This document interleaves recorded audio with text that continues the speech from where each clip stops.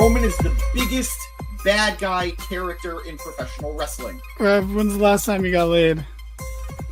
French toast is the exchange student that you have like a 3-week affair with. Like, we can see that you don't have pants on. Can we tell the truth about Dusty sooner or later? Bro, like- less people wanted that than are currently watching our stream.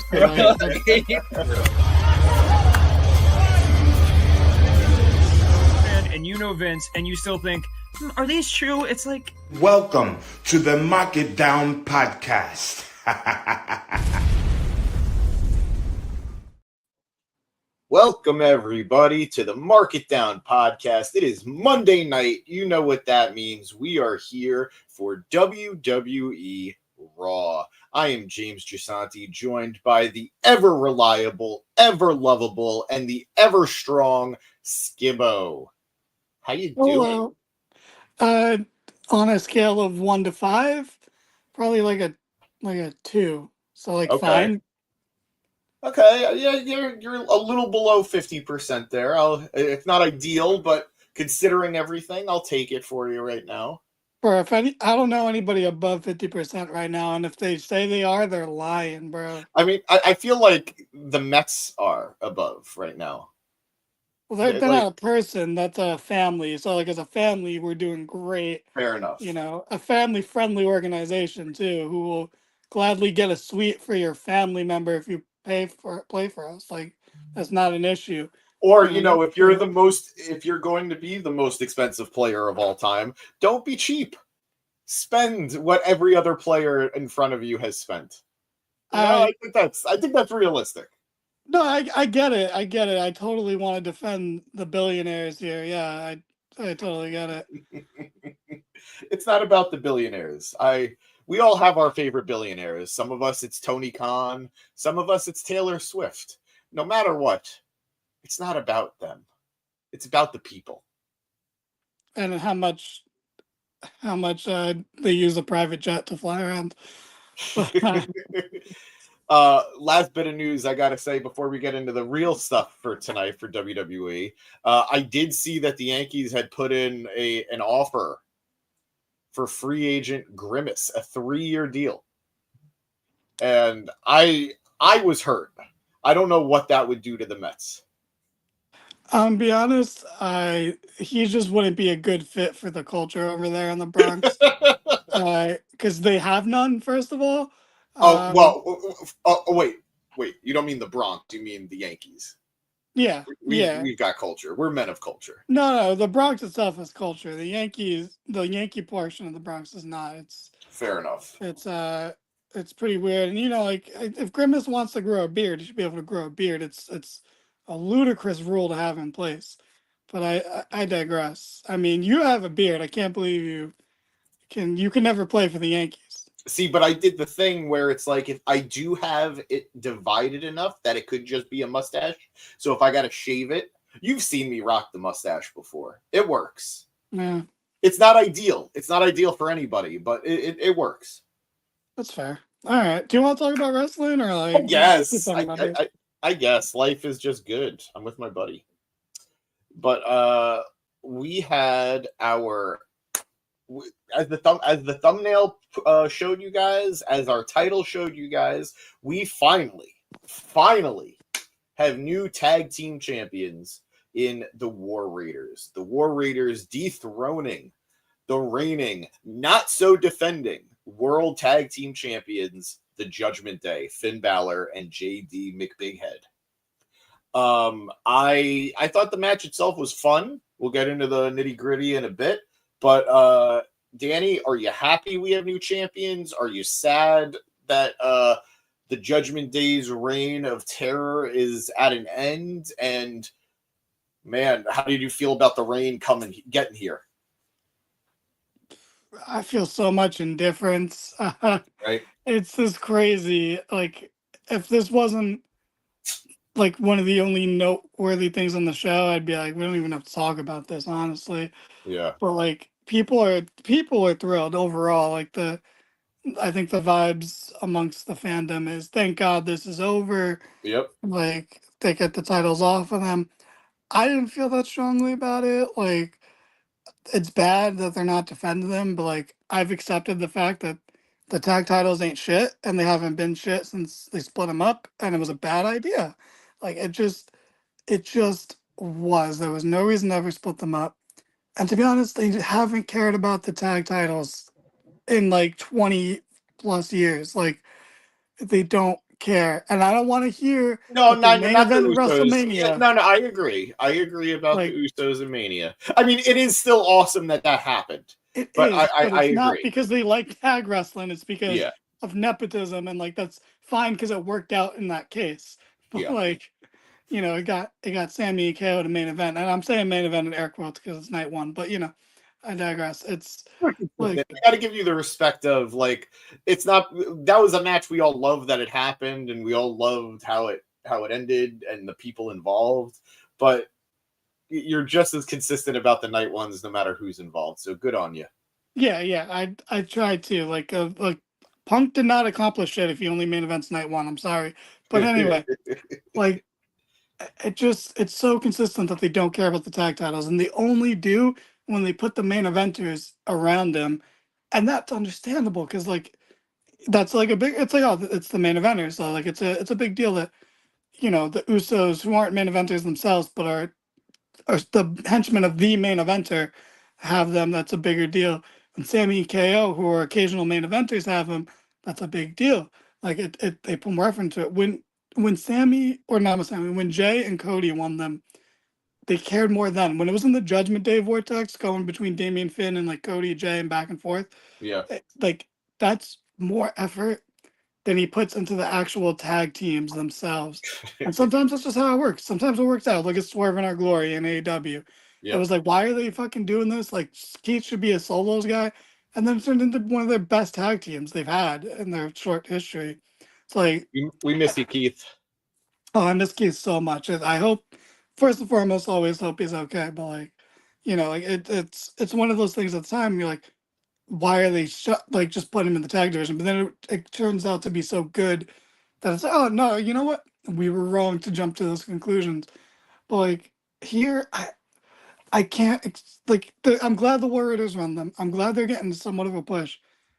Will we ever see them on pay-per-view? Maybe at the Rumble. Rumble's the only chance of the tag titles getting on this I goddamn think so too. pay-per-view. I agree. I agree. And it's funny because we're seeing two different versions of, I don't want to say, I don't want to, I hesitate to say the word neglect, but misuse maybe. Because on SmackDown, you have the titles, they switch hands rather frequently since Mania, since the split.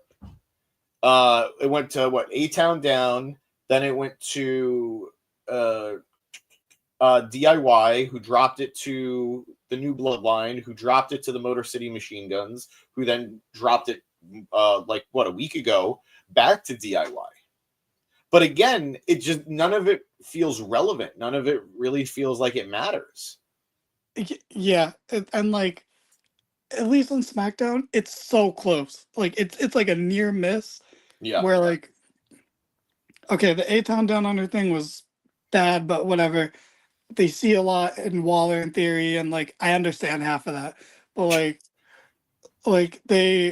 actually that's not true. It's very clear Triple H sees nothing in theory, and Vince was the one who saw something in theory. But like, since the day Vince left, theory has been Triple H's plaything, and it's sad.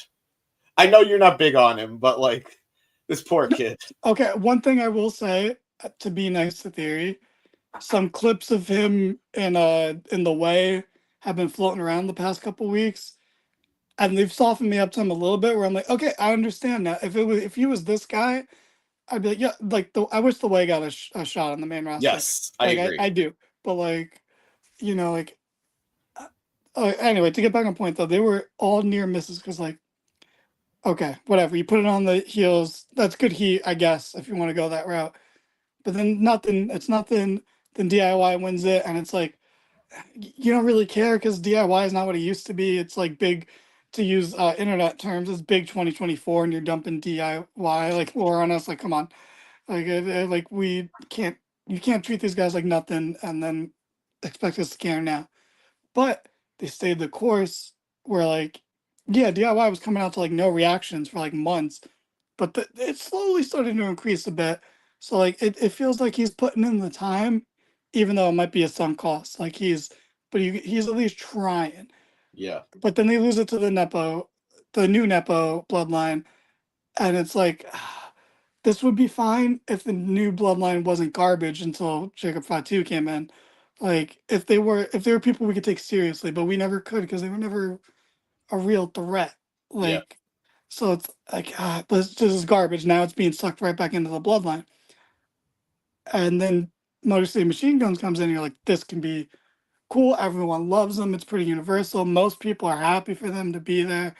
And they want to be like, look, I've liked this team for so long. I want everyone else to see why they're so great.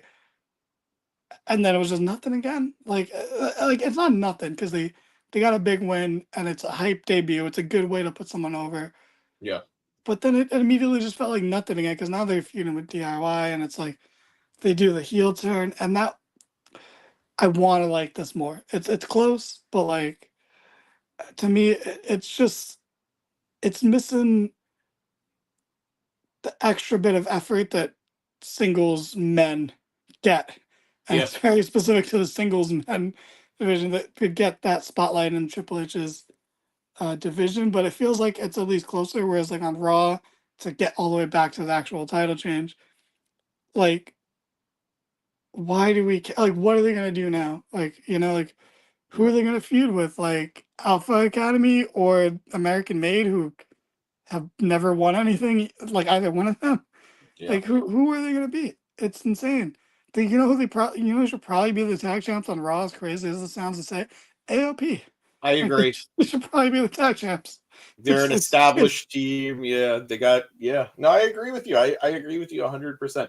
It's funny. We were just talking about the Motor City Machine Guns, and in the pod's recent interview with Alex Shelley, which if you guys are watching, you could go check out after this video, of course, after you're done with our conversation here. But I was talking to him about the state of tag team wrestling in the industry right now and how we see, and it happens a lot. There are like these peaks and valleys for tag team wrestling. And he said himself that he thought that we were in a bit of a valley. We were in a bit of a low period. So I'd agree with him. And I think despite the fact that he's a tag team champion, or he was a tag team champion fairly recently, that he'd agree. That he'd agree that things are still kind of in a lull. Yeah, and it's not just WWE. Like yeah, it's this across the wasn't board. AEW's strongest year. Like granted, the matches were still fantastic, but like it was a weaker year for tag wrestling, all across the board. Absolutely. I mean, TNA's thriving. They've got the Hardys as their tag champs right now. It's amazing. Everybody loves it. Everybody admires it. Applauding, even. I saw one word. I saw somebody call it brave. And I'd agree. We have somebody commenting quite a bit in the chat, but I apologize. I don't speak nor do I read Russian. So I unfortunately can't decipher what you're saying, but thank you. Eric agrees. Oh man, Eric, you should translate every comment and then report it to us. But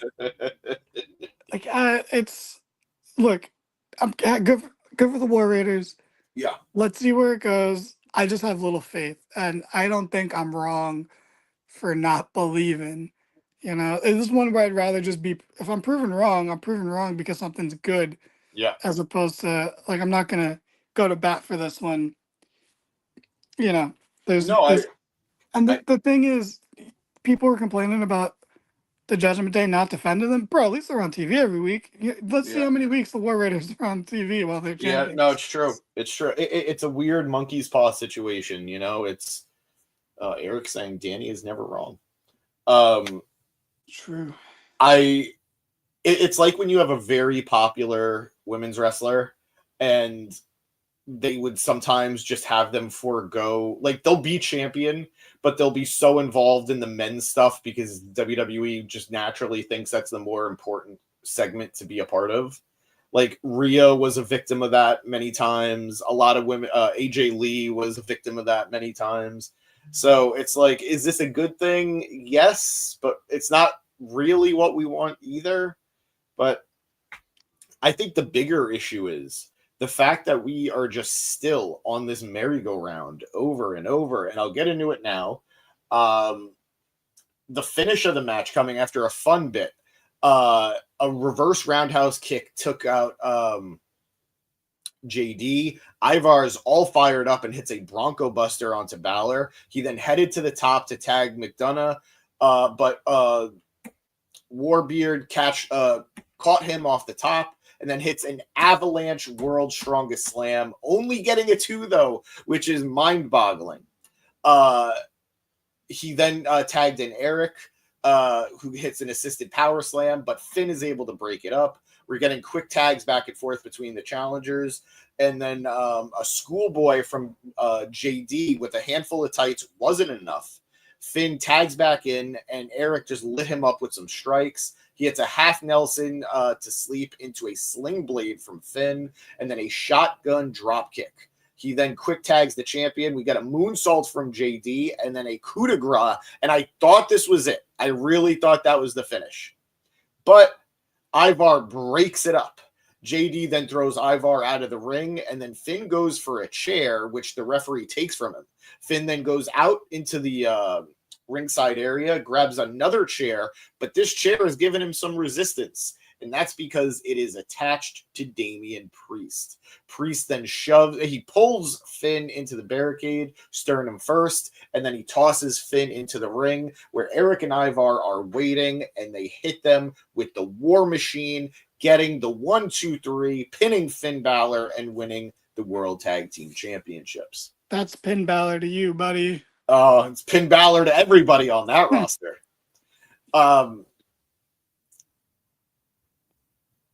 We are still here. This story is still happening. Why is it still happening? I'm very ready for Damian Priest to go off and do something else. So go ahead, please. I get it. I understand. I am, for the most part, there too. But and here's my issue, because this is a perpetually online complaint only. I'm sorry, but bro, Priest and Ripley get the biggest pops every week outside of CM Punk. And some weeks Rhea was getting bigger pops than CM Punk. So I get it, because I want the Liv Rhea feud to end, because they've been more directly interactive than Priest and Balor. Priest and Balor have only had one singles match in this whole time. It's been spaced out better than the Rhea Liv. It's still not great, because it's Finn Balor, and it's I've gotten on our Twitter account, I've gotten into debates with people, because I'm like, bro, it's 2024. Give up what you wanted Finn Balor to be 8 years ago, because I get it. I was there too. I wanted him to be that too. But after 2019, I feel like you can't still see it, believe it's going to happen. And I'm not even saying 2019 for a specific reason, but it's just, I think that was enough time where it's oh, it's not happening. If it didn't happen last year, it's not happening. He's not that guy. So it's I love Finn, but it's the same thing with Nakamura winning the US title, or a lot of people, or any small-minded moron who thinks Natalya should win the IC title. It's let this shit go, bro. But anyway, I'm sorry, you're about to interrupt me to make I assume good point. I don't mean interrupt in that way. No, I mean, we'll see. Who knows? It's probably awful. But I think there have been so many moments in Finn's career with the WWE that, I thought it was the final nail in the coffin for him. When he could not beat Seth for the Intercontinental title over multiple attempts, I was like, all right, this is where they have him placed.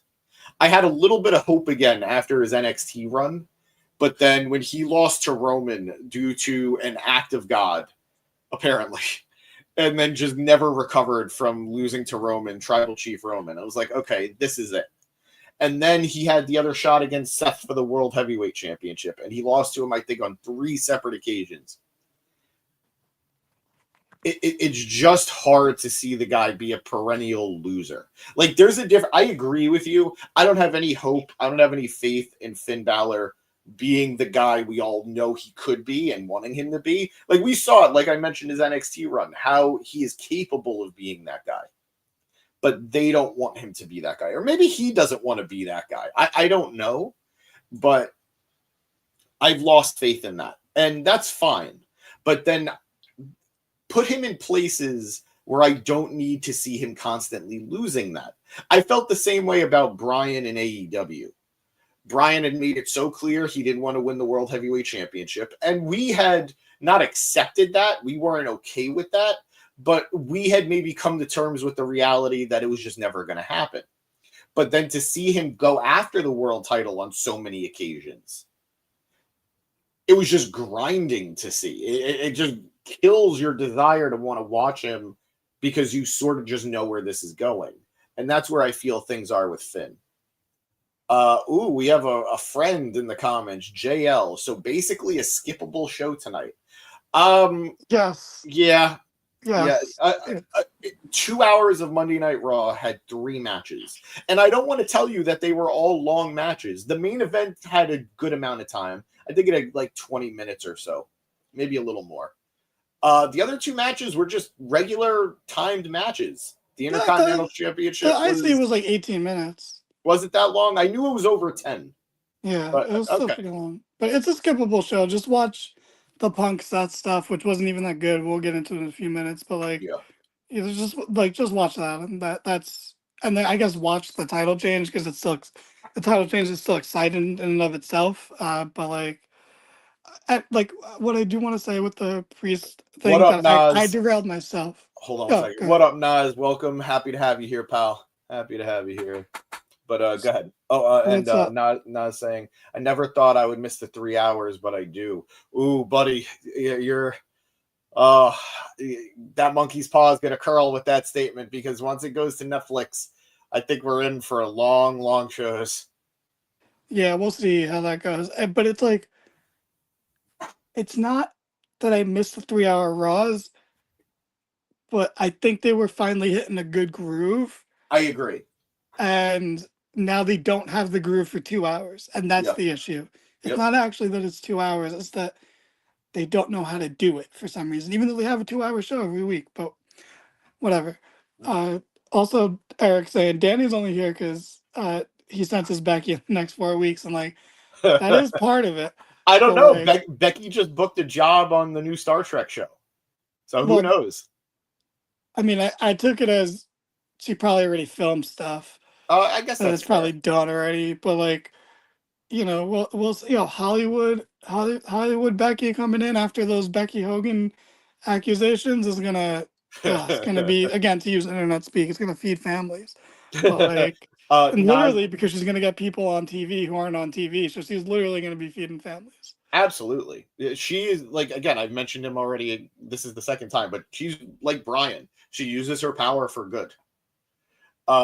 Nas saying the only reason he says that is because they will get to expand on the stories, but who knows? Look, we can hope. I have never outright hated the concept of the 3 hours, but for years WWE did not know how to book those 3 hours. And Danny's right that more recently they really did find their groove with those 3 hours, but now it feels like they're out of groove again. So time is all relative. If it works, it works. If it doesn't, it doesn't. If I'm entertained, I'm entertained. But we'll see. We'll definitely. I think it'll work because the Bloodline will be on Raw, and that's going to be an hour every week. But to circle all the way back, right? I get that people want the Terror Twins Judgment Day stuff to end, and I do too. But I don't like the people deny the reality that it's worked, and these people are incredibly over, and we should just push the over people to be monsters and to be dominant. So I have no issue with Priest and Rhea beating up the Judgment Day all the time, because that's the dynamic there.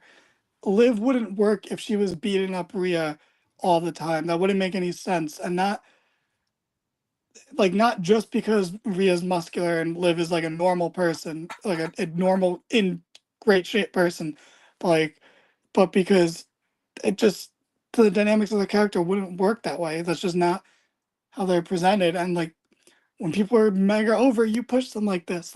Yeah. Like this is what happens. Like when CM Punk dropped the pipe bomb and became the most over person in the company, he wasn't fucking eating pins to people lower on the card than him, except for that one time we had to talk with Triple H. But that's the problem with the summer of Punk. But like that's so like Priest and Rhea don't deserve backlash for this, and like people just need to accept that it is what it is. Liv and Finn are in the spots they're in, and that's fine. Like they're doing good in those spots. Like people just need to accept that and stop trying to like deny that these two mega over people are super over. Or especially Rhea, like Priest is Priest is crazy. really over. Priest is really over. And it's crazy that it came from dropping the title, not from like holding the title. I'm good. If I may, I'm gonna tweak that a bit. It didn't come from winning the title.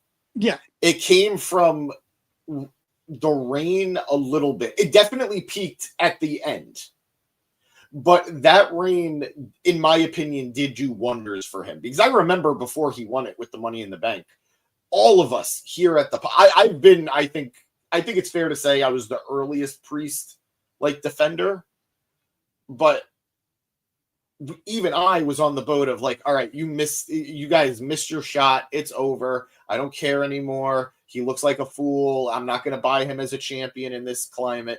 And quite frankly, I think he carried himself like a champion. He had that championship vibe. I know this word gets overused all the time, but he had that championship aura. And I hate that word. I do too. I hate it now. I used to love it. But he had it. He had that it factor as champion. And now that he's lost it, there was a point when he was winning it and when he had first held it that in my head I was like, he won it. If he never wins it again, it's fine. Now, I'm not saying he should win it in the next 2 to 3 months. I'm not saying he should even win it in the next 6 months. At some point, if he were to win the title again, I would be okay with it. I'd be happy to see it. Yeah, and I think you that was a good correction. I think you're right. And I think he is the best example. He is the only good defense of having a second world title. Yeah. Because this is the only way this works. I'm a Seth guy. It's not going to seem like it when we talk about that segment later, but I am a big Seth guy. That wasn't enough of a justification for having that title. I'm glad he was the first one. He deserved that. Yeah. But it still was like, we don't need this title. It's bad. It shouldn't be here. Drew winning it was great because it was perfect for the character and the story. Yes, absolutely. But that still wasn't like, oh, this title's justified now. Priest winning it, definitely I did not feel like that. But like you said, as time went on, and it didn't feel like a waste of time, because one of the big concerns at that point was like, we have all this now. When he won Money in the Bank, Punk wasn't even back yet. Yeah. Okay, Punk was a world champion in a different promotion. It seemed like okay, whatever at the time. But then at that point, it's like, we have all these white hot baby faces and heels. Why are we going to shoehorn in a mid-card guy as the world champion? But then he won it. And he, like you said, he carried himself so well that it worked out. And he was, to this point, still proof why he's the only justification. Because even Gunther, I'm like, well, this doesn't validate having a second world title, because to me, Gunther could just win the WWE title. And I agree. No one's going to second guess that.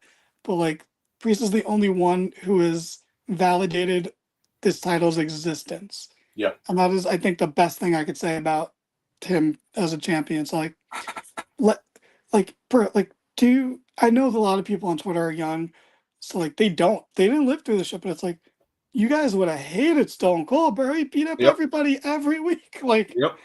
When you have a white hot baby face, you have them fucking beat everyone up, and it's fine. And I'm with you on that, but I think you're emphasizing a word that I think is the issue. It's the everyone aspect. I've just been seeing him ragdolling the Judgment Day for so long now. And granted, you're right. It's not as long as I probably think it is, but I would love to see him mixing. I would love to see him mixing it up with other people. Like a match that I'm salivating at the thought of is him versus Braun Breaker. I think that would be a really fun, meaty match. And do I know who I want to win that? No, probably. I mean, I guess probably Breaker, but it would still be a fun match to see. But I think there are other places Priest can do his thing. And it's not even because, oh man, I'm sick of seeing the Judgment Day lose or anything, or sick of seeing Finn lose. It's just, I don't know what there is left to tell with this story. If I'm not mistaken, Priest has already beaten Finn. And this match, this triple threat that happened at Saturday night's main event, it's not like Priest got screwed out of winning or beating Gunther because of Finn. Finn's the one who lost, and quite frankly, the way Gunther was wrestling it, he probably would have beaten Priest too. So I don't know. I'm at a point of I've gotten what I needed out of it. I don't know where else it can go. And quite frankly, I feel like with what's going on already with Judgment Day, which I do want to talk about, even if we're going to be jumping around a little bit, it feels like Judgment Day is going to split apart anyway. I mean, Judgment Day has been splitting apart for 3 years at this point. So yeah, you're right. Like it's not Judgment Day if they're not in fighting. So like maybe they will, but like this is literally what happened. Even when Priest and Rhea was still in the group, it was always like, are the Judgment Day going to split? And then it's like, no, they went on for another year and a half. Do you want to cover real quick what happened with Judgment Day backstage and everything and all their other stuff throughout the night? Yeah, sure. You can throw it in. All right. So we're backstage. This is now earlier in the night, obviously. We just covered the main event of the show. We're going pretty early in the night. And all the Judgment Day are in the clubhouse. And Balor berates the group for not helping him win the World Heavyweight Championship match, the triple threat that I just spoke about at Saturday night's main event, saying that this is what we do. We have the numbers game. And Liv tells him that they had faith in him. They thought he could do it. And also says that he should probably focus on the tag titles the way JD has been. And then she wishes them both luck. It's at that point that Liv, Dom, and Raquel leave, and Finn just looks so angry. He looks so bitter. And we could jump ahead to, I guess, the Liv Morgan in-ring segment. That way, I guess we could cover everything. Well, sure. Let me just say, go for it. I really wish Finn Balor in one of these segments the past few weeks would have just been like, Judgment Day is fine and Judgment Day is mine. It would have been a nice touch. We might get it. We might still get it. But we then jump ahead. Again, we're all over the show, but we're covering all things Judgment Day right now. Liv Morgan, the WWE Women's World Champion, comes out to the ring, flanked by Raquel and Dominic. Now, Dominic just gets monstrous boos. Do you think they were piped in? Maybe. Like, I know, like, they're usually not, because Dom is really takes after his mother, Vicky Guerrero, but like I don't know. This one felt a little disingenuous, especially because they brought the megaphone out, so they were like planning around it. So it was like we're gonna have it regardless. But like, you've been watching more than I have on Mondays. I know he got cheered in that match against Gunther. Did that carry over into the week after, or no? I think so. I think it was literally 2 weeks where he got some cheers. Okay. And it's like, I get it, because it's like we've all turned a corner on Dom and we all appreciate him now for what he is. But like, once you start cheering him again, he's gonna suck again. I hope people understand that. Like, yeah, just keep booing him. Otherwise, he's not gonna be in. It's like the people, like, we're all glad Chelsea Green won the U.S. title. Don't pretend that she's gonna. Don't try to make her into a fighting Yeah. champion that beats people clean. Like, she should be losing quickly or winning accidentally, and that's like understand why she's so great and don't change it because we like it. We get to appreciate it while playing along, sort of thing. Then that's what I'm hoping. Like, don't ruin Dom by cheering him, please. I agree. I think there is a world where he emulates his father, Eddie, and he can be that charming, lovable scamp babyface. But I don't think he's there yet. I don't think he's got that control yet. He's found the control as a heel. He's found the button as a heel. I don't know if he'll be able to find it as a babyface. At least not yet. I think he's got the ability to. I can fully admit that this kid has surprised all of us. We always knew there was something good there, but he's really shown it, especially more so lately. But I'm with you. I think he showed it more like last year than he has this year. But well, that's because this year he hasn't done anything. But I do agree with you. You're right. Last year was his peak year. But regardless, piped in boos or not, the reaction was loud. The reaction was strong. And he gets on the mic and he asks everyone to welcome the greatest women's world champion of all time, Liv Morgan. Liv pulls out the megaphone and talks to the crowd about being the greatest of all time herself and how she's going to be great next year as well. And then enter Rhea Ripley. Mommy's home. She gets right in Liv's face and tells her to shut up, and it's time they settled it all once and for all. Adam Pearce has made it official, and she is the #1 contender to the WWE Women's World Championship. She says she's going to win, and all Liv will be left with is her little chicken tender slut. And I know wrestling has provided some very cringy, uncomfortable t-shirts over the years. Yep. If they don't make a chicken tender slut t-shirt, why are we here?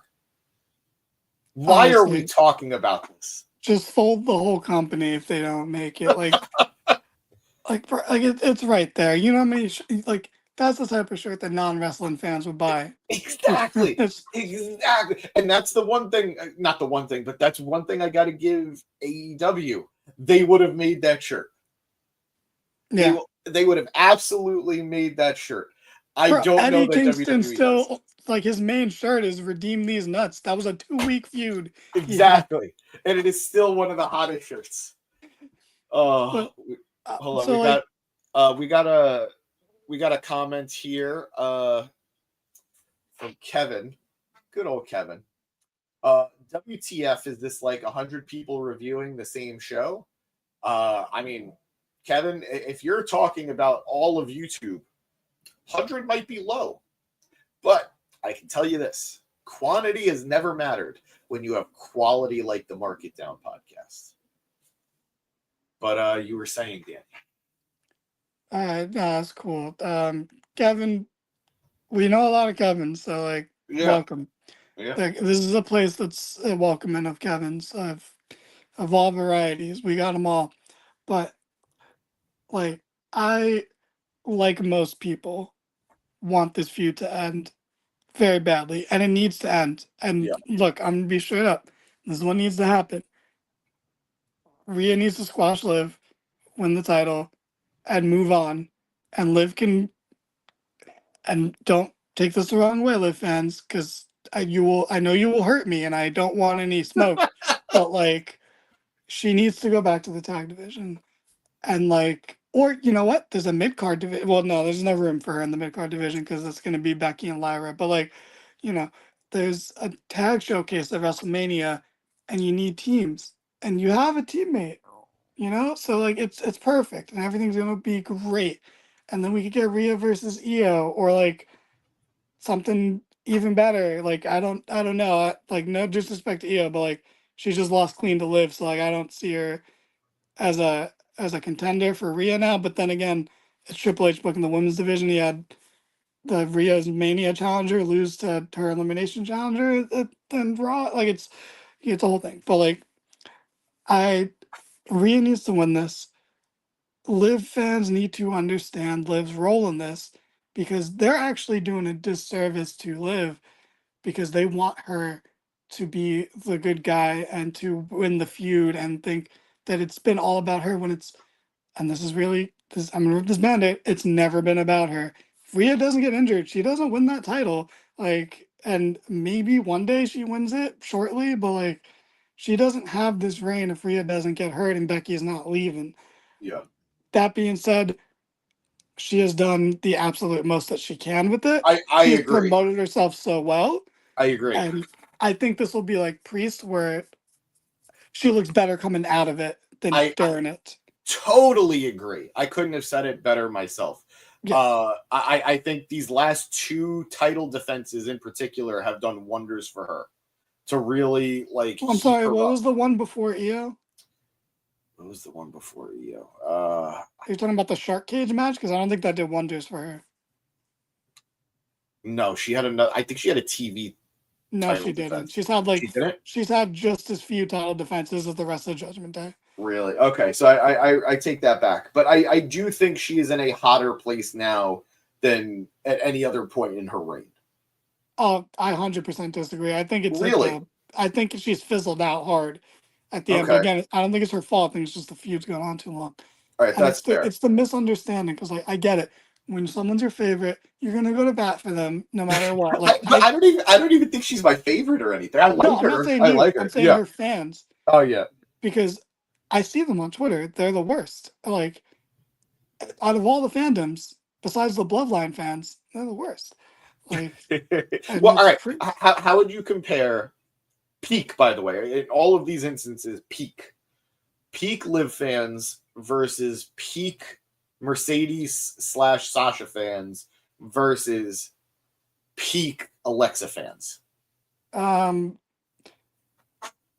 Liv, Alexa, Sasha, because Sasha gets almost an equal amount of hate. Okay. So it's like, whatever. It's almost like balanced out. But like, or Alexa wins maybe too, but it's like she's been gone for so long that like maybe we're desensitized to it. We forgot. Yeah, the same way people are like, oh, maybe in hindsight George Bush wasn't that bad. It's like, no, he was. We're just far removed. You know, like, but like, okay, this is my issue with them, and like, then tell me if this makes sense. But like, they want her to be the main character so badly, but she is not the main character. Rhea's been the main character. Rhea in 2023 and into this year 2024 is otherworldly over. She is Becky Lynch 2018, 2019 over. No other woman is that's just those two. They stand alone. Like no other woman has hit that most over person in the company, period. Not woman, person, period. She hit a pinnacle that none of the women have ever hit and probably won't hit because it's not easy to do. So like the story was never about her. Like, yes, she got injured and they had Rhea write her off TV as the one who injured her. Great. If you thought in that moment that she was going to make a miraculous comeback and be the one to dethrone her at WrestleMania or something like that, like, you're delusional. She is a footnote in Rhea's overall story. Like, yes, Rhea was the heel and attacked Liv and was the bad guy. But that's never been the main point of the story. That's like I don't know, like if Loki kills someone in a movie, you know, like a random character, they're not the main character. You know, like, oh, that person's gonna come back and kill him later. It's like, no, like we've moved on. We don't care about you. Like it's a bad example because I couldn't think of someone who's like no, but I get the point you're making. I get the point you're making. Like and like please. I'm sorry, just to before I completely lose the rest of it, like you're not the one. You were never been the one to be set up to be the one to dethrone Rhea. It's all in your fandom's head, and it's great that you have those fans, but like you got to look at it and like, and I know it's hard to argue because it's like I'm arguing against a justified heel, and that's what actually makes Liv work. Is that she's justified in her hatred of Rhea, and I'm not saying that she shouldn't be, but it's like the same way, like, bro, you know how many people are justified in their hatred of the bloodline? Like, Oh yeah.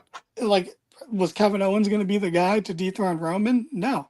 And that's a No. compliment to Liv to compare to Kevin Owens, but like, you know, it's those are the people along the way, so that whoever was set up to be the one to dethrone Rhea, which I have no idea who it was going to be at this rate because Yeah. she was unstoppable. So like I lost all my momentum, but you get the gist of what I I'm know I saying. do. I do. I think I don't think you lost it. I think you hit the natural point there. And I'm going to throw a little bit of a curve on you because while I agree with you in general and I agree with you overall, my hot take is if this Netflix deal didn't happen and Raw wasn't going to be the premiere show again, I think Rhea was going to lose the feud to Liv and move over to SmackDown. Winning the Rumble. That was my prediction. Because I think there would have been money in it, and I don't know. Like, granted, I don't know how you move all these pieces to get there, but obviously it's all very doable. I see a Mania main event between Rhea and Tiffy. What? That is I okay. do. You did say it was a hot take, so you no, earned it. It took you a while to get there. I think Rhea was going to. I'm not saying Tiffy would have been the person. Realistically, I think probably it would have been Bianca. But I think prior to the Netflix deal and Raw becoming the premiere show again, I think Rhea's not only going to stay on Raw, I think she's going to win the championship. And very interesting that they're not doing it on the Netflix day because they did not specify that this title shot would happen at the first Raw on Netflix. It's just number one contender spot for a future instance. So I think it's probably going to be at the Rumble. But I think prior to this change, we were going to see Rhea move over to SmackDown. I think the main event would have probably been Bianca versus Rhea, but I also think there's a world where Tiffany is the perfect foil to Rhea. Ooh, okay. I don't know. I don't know how to feel about that, honestly. So I can say this, and this is part of what I wanted to say earlier. In no way should this Liv Rhea feud have gone on to Mania, but also there's no way Liv should be walking into Mania as champion. And like again, this is not a slight on Liv because I think when it's done, she's going to be great coming off of it. Yeah. But I think it just needs to end, and like it can't end with Liv beating Rhea. Yeah, it does not work. It's bad. Like it's just, and I get that I'm arguing for the justified heel, like shouldn't be able to win this, but like they shouldn't because Rhea was white fucking hot, and you can't like it's not the time, and you can't waste that on Liv. And again, I'm not trying to be harsh on Liv because like I think she's done her part really well. As bad as the story has been, Liv has done a good job. Yeah. And like it's not because of Rhea either. Like it's literally, I don't want to just shit on Triple H, but I always want to shit on Triple H, but like, you know, it's a lot of it's on him. But like sometimes you gotta super Cena people. And this is again a case where we have a white hot babyface who's not getting booed, and people are just, and she's barely a babyface. She's just someone who's still badass. Everyone cheers her, which makes her more akin to a Stone Cold than a John Cena. I'm not saying she's like Stone Cold before anyone freaks out, but like, you know, it's of that ilk, and it's just a more apt comparison comparing it to a Super Cena. She is like Austin. They both love intergender fighting. Yeah, that was a really good joke. I feel like not enough people are gonna get that, but it's like we really let Stone Cold slide with that shit. It's crazy. We really have. It's insane. It's because it's like the glass shatters, and it's like fuck, I forget. Man. I forget. Yeah, it's like I'll never forgive Hulk Hogan for being racist, but I forget all the time with Stone Cold. It's not good. I'm not trying to make light of it. It's bad. It's bad. I think the reality is it's just Austin never like faced any repercussions for it, and a lot of it, despite police getting involved was a lot of he said, she said. So there's always been some level of confusion, as opposed to somebody like Hogan that it's just like, nope, he's a fucking racist. There's no denying it.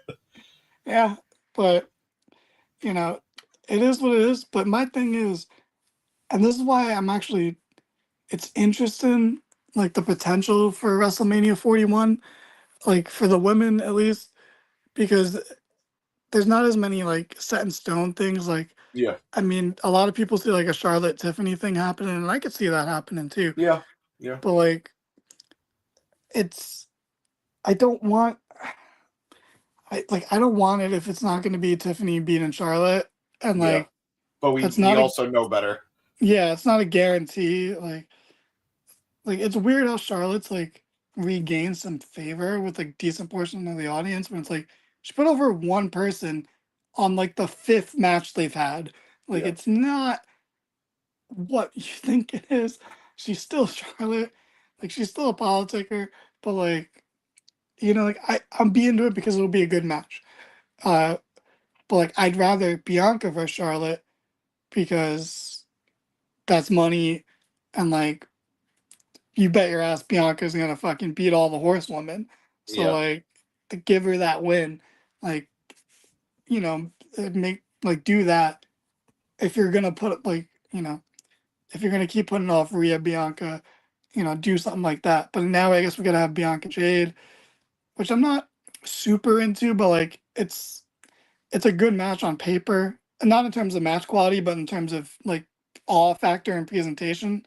Yep. Like the match will probably be like not good, but it'll be so cool to see that it'll make up for it. Yeah. I mean, don't get me wrong, I trust Bianca to have a good match, but like She's got an uphill battle there. yeah, like not everybody's gonna be Chris Statlander getting like a good match out of Jade, or like or Anna Jay, weirdly enough, but I know we say it all the time. We're like, it still blows my mind that she has some of the best chemistry with Jade, but like it's just interesting to see because like if Becky's coming back, like where does she fit in? Like I think she's gonna fight with Lyra for the mid card title, but it's tough to really see. That's why I think like Liv and Raquel are gonna win the tag titles in Mania, and that'll be good. That'll be a moment for them. So I'm not saying like back to the tag division, you're nothing. I'm saying back to the tag division. You guys are the focal point of it. Have a real run, not your imaginary tag title run. If they even won it, like that, it was meaningless if they did. Like have a real one as a heel faction with like bring that heat to the tag division so the tag titles don't fall off a cliff when the two stars holding them break up and fight each other. Yeah. So like there's stuff to do. There's so much stuff that can be done with the Women of Mania, but like it's Triple H's WWE. They're probably gonna get disserviced in some way. And I don't know. Maybe the tag showcase is on the SmackDown before Mania at this rate. No. That'll be for the tag titles. Tag titles will be on the SmackDown before. And maybe like I don't know. There's just so much going on, and there's mid-card titles now. Everything's the potential's there, and I want it to be realized. I'm just going in slightly skeptical, but overall, like Liv needs to drop the title. We need to put it back on Rhea, and just keep them away from each other, and then they can have a lovers reunion years from now or something, and people will be like rejoice because ultimately wrestling is just gay as fuck, and it's constant like will they won't they vibes, and it's except when it's supposed to be in AEW with Mariah May and Mina Shirakawa. I'm still waiting for my champagne, ladies. I'm still waiting. Yeah, but I'm pretty sure off screen Danny Garcia and Jungle Boy fucked, like I'm so sure. Like it really did give Heidenreich Michael Cole vibes. Except they were both into it. Like that's why when I say wrestling is gay as fuck, that's what I mean. Like it's just sometimes the best feuds just have so much underlying sexual tension. Danny definitely agrees. They definitely did. Oh. God. This is Danny Garcia's burner. He was dropping news. Eric But- saying all Trump needs is glass shattering. Yeah, like yeah, he can probably. I mean, he already has a formula of getting away with everything, so I don't think he needs it actually. It would be just like steroids on top of steroids at that point. Yeah. Oh boy, we went off the rails, but it felt earned. Everywhere we went was naturally getting there. Yeah. Oh, okay. I guess we do. Any final thoughts on this? Put the title back on Rhea and move on. You did good, Liv. We'll discuss. We'll bring you back at a different time, but you've got to go for now. Just for now. Yeah. Go do a horror movie, Liv. Honestly, and I mean that genuinely. Do we want to start at the top of the show now? Go to the other big segment. Yes, I want to shit on this. Okay. To start the night, a cult of personality overcame Boston as CM Punk came out and really did try playing to the crowd.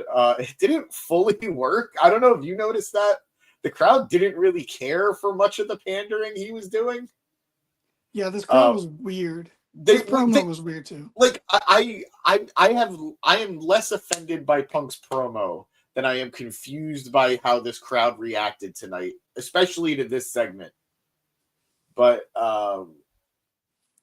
let's see. We have Punk comes out and he tells the crowd to be careful because somebody might get mad that they're chanting his name.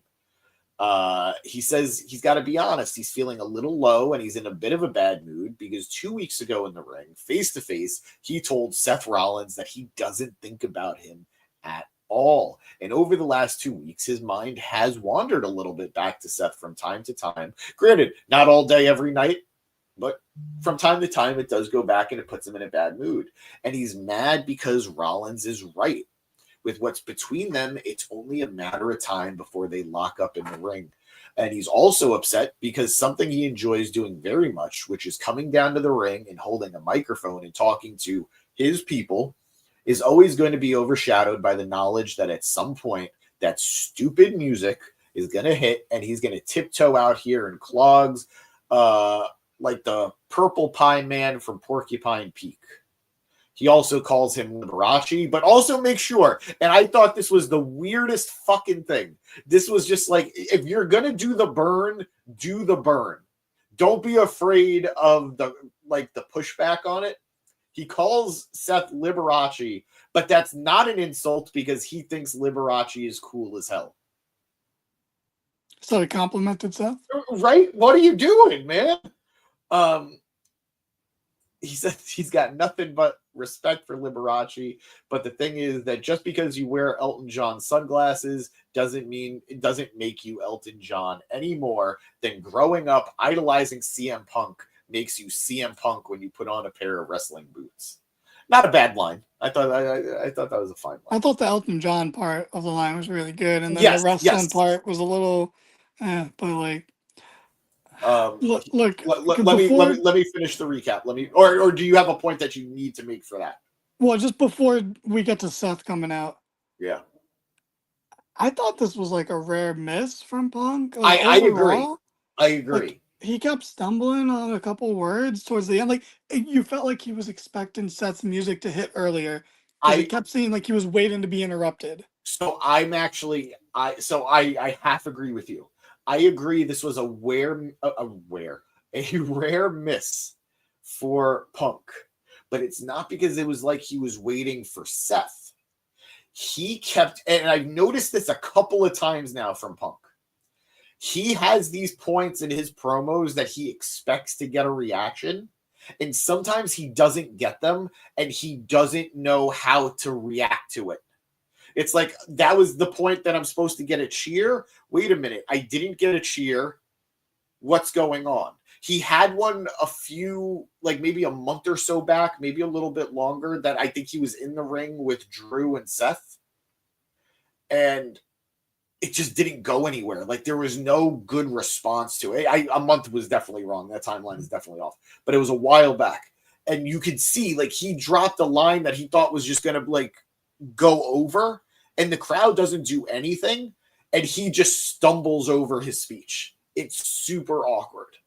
Yeah, you're right. But like, it used to happen a lot when he would take his digs at AEW, and it was like getting no reaction. Where it's like, bro, this crowd doesn't care. Like, most of them are not online for this shit. They're just like they're actually checked out of it. Whereas like you could tell he was waiting for a reaction. Where it's like you know where that would get a reaction in AEW because they're the crowd that would be more in tune with that shit. But like, it's crazy how much the character of CM Punk is perfect for AEW, but the Phil Brooks of it all makes him perfect for what WWE is today. Yeah, it's a weird juxtaposition, but yeah, Yep. I think Danny in our comments said it too. Like, probably maybe even before we said it wasn't good. Things that Punk's promo wasn't good. He always great on the mic, but this one just felt off. Like, yeah, it just from start to finish, it was off. The pandering to like the Boston, New York thing, where it's like that barely got a reaction, or it's like it just didn't work. And like his return promo didn't work, and then it's fine. Like the promo on SmackDown after was great, so like it kind of offsets it, but it just didn't work. And then if you want to go over Seth coming out, yeah. Well, let me just finish what he said. And Danny said his ego gets hurt, and my God, yes.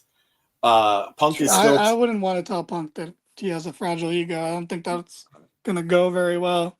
We should. I am very tempted to go to WWE headquarters on Wednesday for the press conference for Netflix, and Punk is going to be there. And I'd give you a shiny dollar if you did it. I'd give you a crisp dollar bill.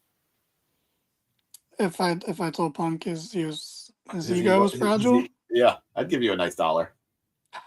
Do I want to get choked a little bit? Ooh, Eric saying something crazy.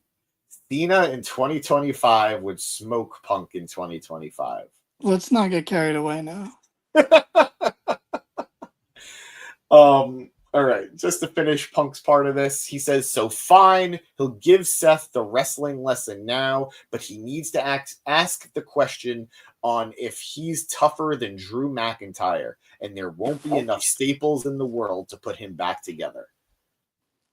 At this point, Punk is getting frustrated that Rollins isn't interrupting, so Punk asks for a CM Punk chant to try and rouse him, which is just in itself a little cringe. At this point, Seth's voice starts to be heard. He joins the chants. He's chanting CM Punk, and he's making his old Shield entrance, walking through the crowd, walking down the steps. Seth says that life is about perspective, and he thought that maybe if he came out here and saw Punk the way these people do, it might give him new perspective, and he might feel differently about who he is. He takes a nice, good, long look, and he says, nah, even from there, CM Punk is still an asshole. Punk tells him he's finally in the right spot with the rest of the CM Punk fans. That was a nice little dig. Out of your fans, I guess. Yeah. It felt weird, but I think the idea is you belong out there, you don't belong in here with me. But it could have gone either way. Seth says it's not embarrassing to be here with these people, and he'll always be a fan. When Punk abandoned this place and hoped it would die, he put it on his back and made it stronger than ever. I know you have opinions on that, but hold on to it. He also says, and this fan has more WrestleMania main events than he ever will, and that's a fact, Phil. That gets Punk out of the ring because nothing is going to rile this man up more than the fact that you can remind him he has not main evented WrestleMania. And let me just tell you guys, even if he does main event WrestleMania this year, and I'm saying main event, night 2, Bryan Danielson will still have one more WrestleMania main event than he does. And never forget it. Punk goes up out of the ring. They brawl on the other side of the barricade until referees, agents, everybody breaks them up. They get back in the ring. The brawl continues. Punk is pulled to the floor. Both guys get steel chairs, but the referees and everybody disarm them, hold them back. And then Rollins makes a long run through the crowd, and the brawl continues. Thoughts, feelings, Oh God. frustration. I mean, I'll start off positive. Okay. I'm very glad that this match is happening on Raw because this is not a Mania main event. So that's most of the nice things I have to say. The brawl was good. It was a good brawl. Yeah, it was. I like them both sliding into the ring at the same time, getting away. That was nice. Very good brawl. I like everything happening adjacent to this, like the Drew Seth interaction, because that's very interesting. Yeah. This We'll get to feud- that, by the way, everybody. We'll talk about it in a second, but yeah. This feud does nothing for me. I love both these guys. It's not going to sound like it because I'm going to be mean about the feud, but like, you know, Punk's an asshole, but we still love him. It doesn't matter what he does. Like I don't know. He ripped into Hangman again, and I didn't like it. I don't think he did. I think he was just being like that. That's not the first time he's complained about the word moveset. Okay, fair enough. That dates back years. Okay, I'll give you. Fair enough. It's just a stupid. Why do you care? That shouldn't bother you. It's more of like it's a stupid thing for him to care about. But like, whatever. I'll let that go for now. I don't want to talk about Hangman right now because Hangman's great and deserves his own whole fucking segment. But like, this hasn't worked for me, and it never did. On paper, before it ever happened, did not work for me. When Punk returned to WWE backstage in like 2019, it did not work for me. Yeah. Okay, this is never, and so this one's more on me. There's nothing they can do to get me into it the way they're into it. Okay. I'll never see it as the feud they think it is. It can just be good. Despite my feelings, that does not mean that I won't come out of the end of this and be like, okay, that was good. But like, Seth is not like Punk. Why are we making these? Why are we pretending? Why is this feud taking a turn of like he's like CM Punk? Like, yeah, I don't like that part about it either. He is not, bro. Like that's the whole thing. Like I get it. Okay, Seth's whole character just for the past 3 years has been I hate. I'm sorry. What? I don't know if you can see. Producer Boy has joined us, and he shared a tweet of Punk fucking with Seth after Raw is over, and it's the football score, and it did not go in Seth's favor. Oh, that's Okay. a dick move. I mean, football is like not real, but whatever. Who the fuck watches that shit? But like, I don't take this like it doesn't work for me because I can't. Seth is not justified. I'm sorry. Like he's just not in the way that Drew was, or the way that even like Liv Morgan is, and her like, cool. You're one of 50 people that he ghosted. You're one of 100 people that looked up to Punk. Like before, like the correlations are not as strong as they think they are. And I'm sorry, you were a bootlicker. Punk was right to call you a bootlicker. The company was bad. And he's like, when you were wishing this place would die, like, bro, we all were. We all were. Okay, the whole fan base hated it. We hate watch the show because we're addicted to wrestling and we can't stop. We have a problem. And we're all losers who still watch something we actively hated for years. So like it's like, yeah, he was right to feel that way. He spoke for us. That's why he was the voice of the voiceless, because he was like, bro, this shit sucks. And we were like, yeah, it really does fucking suck. Yep. Like, he was right to complain that. Like, and we agreed with him. Like, the majority of us agreed with them. And so for them to spin the dynamic now, like, bro, no, you were wrong. Like, I don't care who you prefer of the two. He was wrong in his petty arguments with Will Ospreay on Twitter. and that's what Yeah, turned yeah. most people off to Seth Rollins was his bootlicking behavior. Hi, Dwayne. Dwayne Douglas Johnson. Oh, what's up, man? Big Thank you fan. for. I'm hoping you. I'm hoping you main event WrestleMania, man. Oh, I'm not. Or I guess if you're gonna fight Cody, otherwise get the fuck off my show. But like, Danny asking a question. Danny, don't mean to derail you, but I also didn't pull up the comment. Danny asking, do you guys think there will be a definitive heel in this? I hope not. I hope so. It has to be Seth. You think so? And not like in a heel the same way Drew was a heel, in the same way like Kevin Owens is a heel. Like he has to be. Like it doesn't because he was like Punk is not wrong in this scenario. Like, and it's just he needs to turn for the intensity to be amped up for me to care more personally. Okay. Because like the same way like you can't be the guy waving the flag. Like I get it.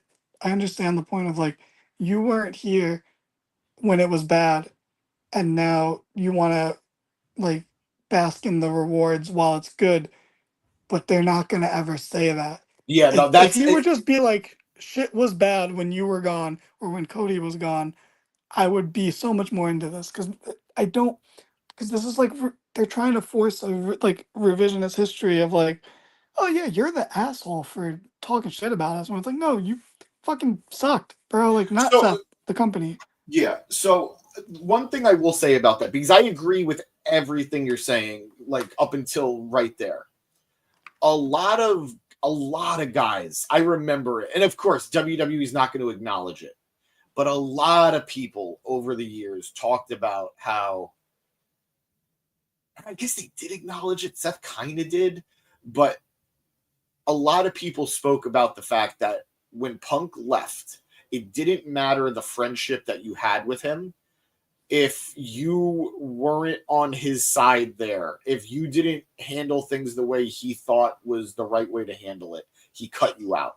Like we heard it from Corey Graves. We heard it from Kofi Kingston. We heard it from a lot of people over the years that it's like Punk was just scorched earth. You work for them, you're the enemy. And I could see that being a good detail here to gray it up and to make Punk more antagonistic in this situation. But I don't know how far they're going to push that. And to your point, it's like, you're right. Punk was saying all the things that we wanted to hear. And I'm not saying he was saying it because we wanted to hear it, but he was saying these things because we felt it too.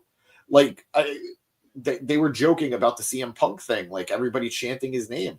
People chanted his name for years as a sign of, I don't like what you're doing. He is our token.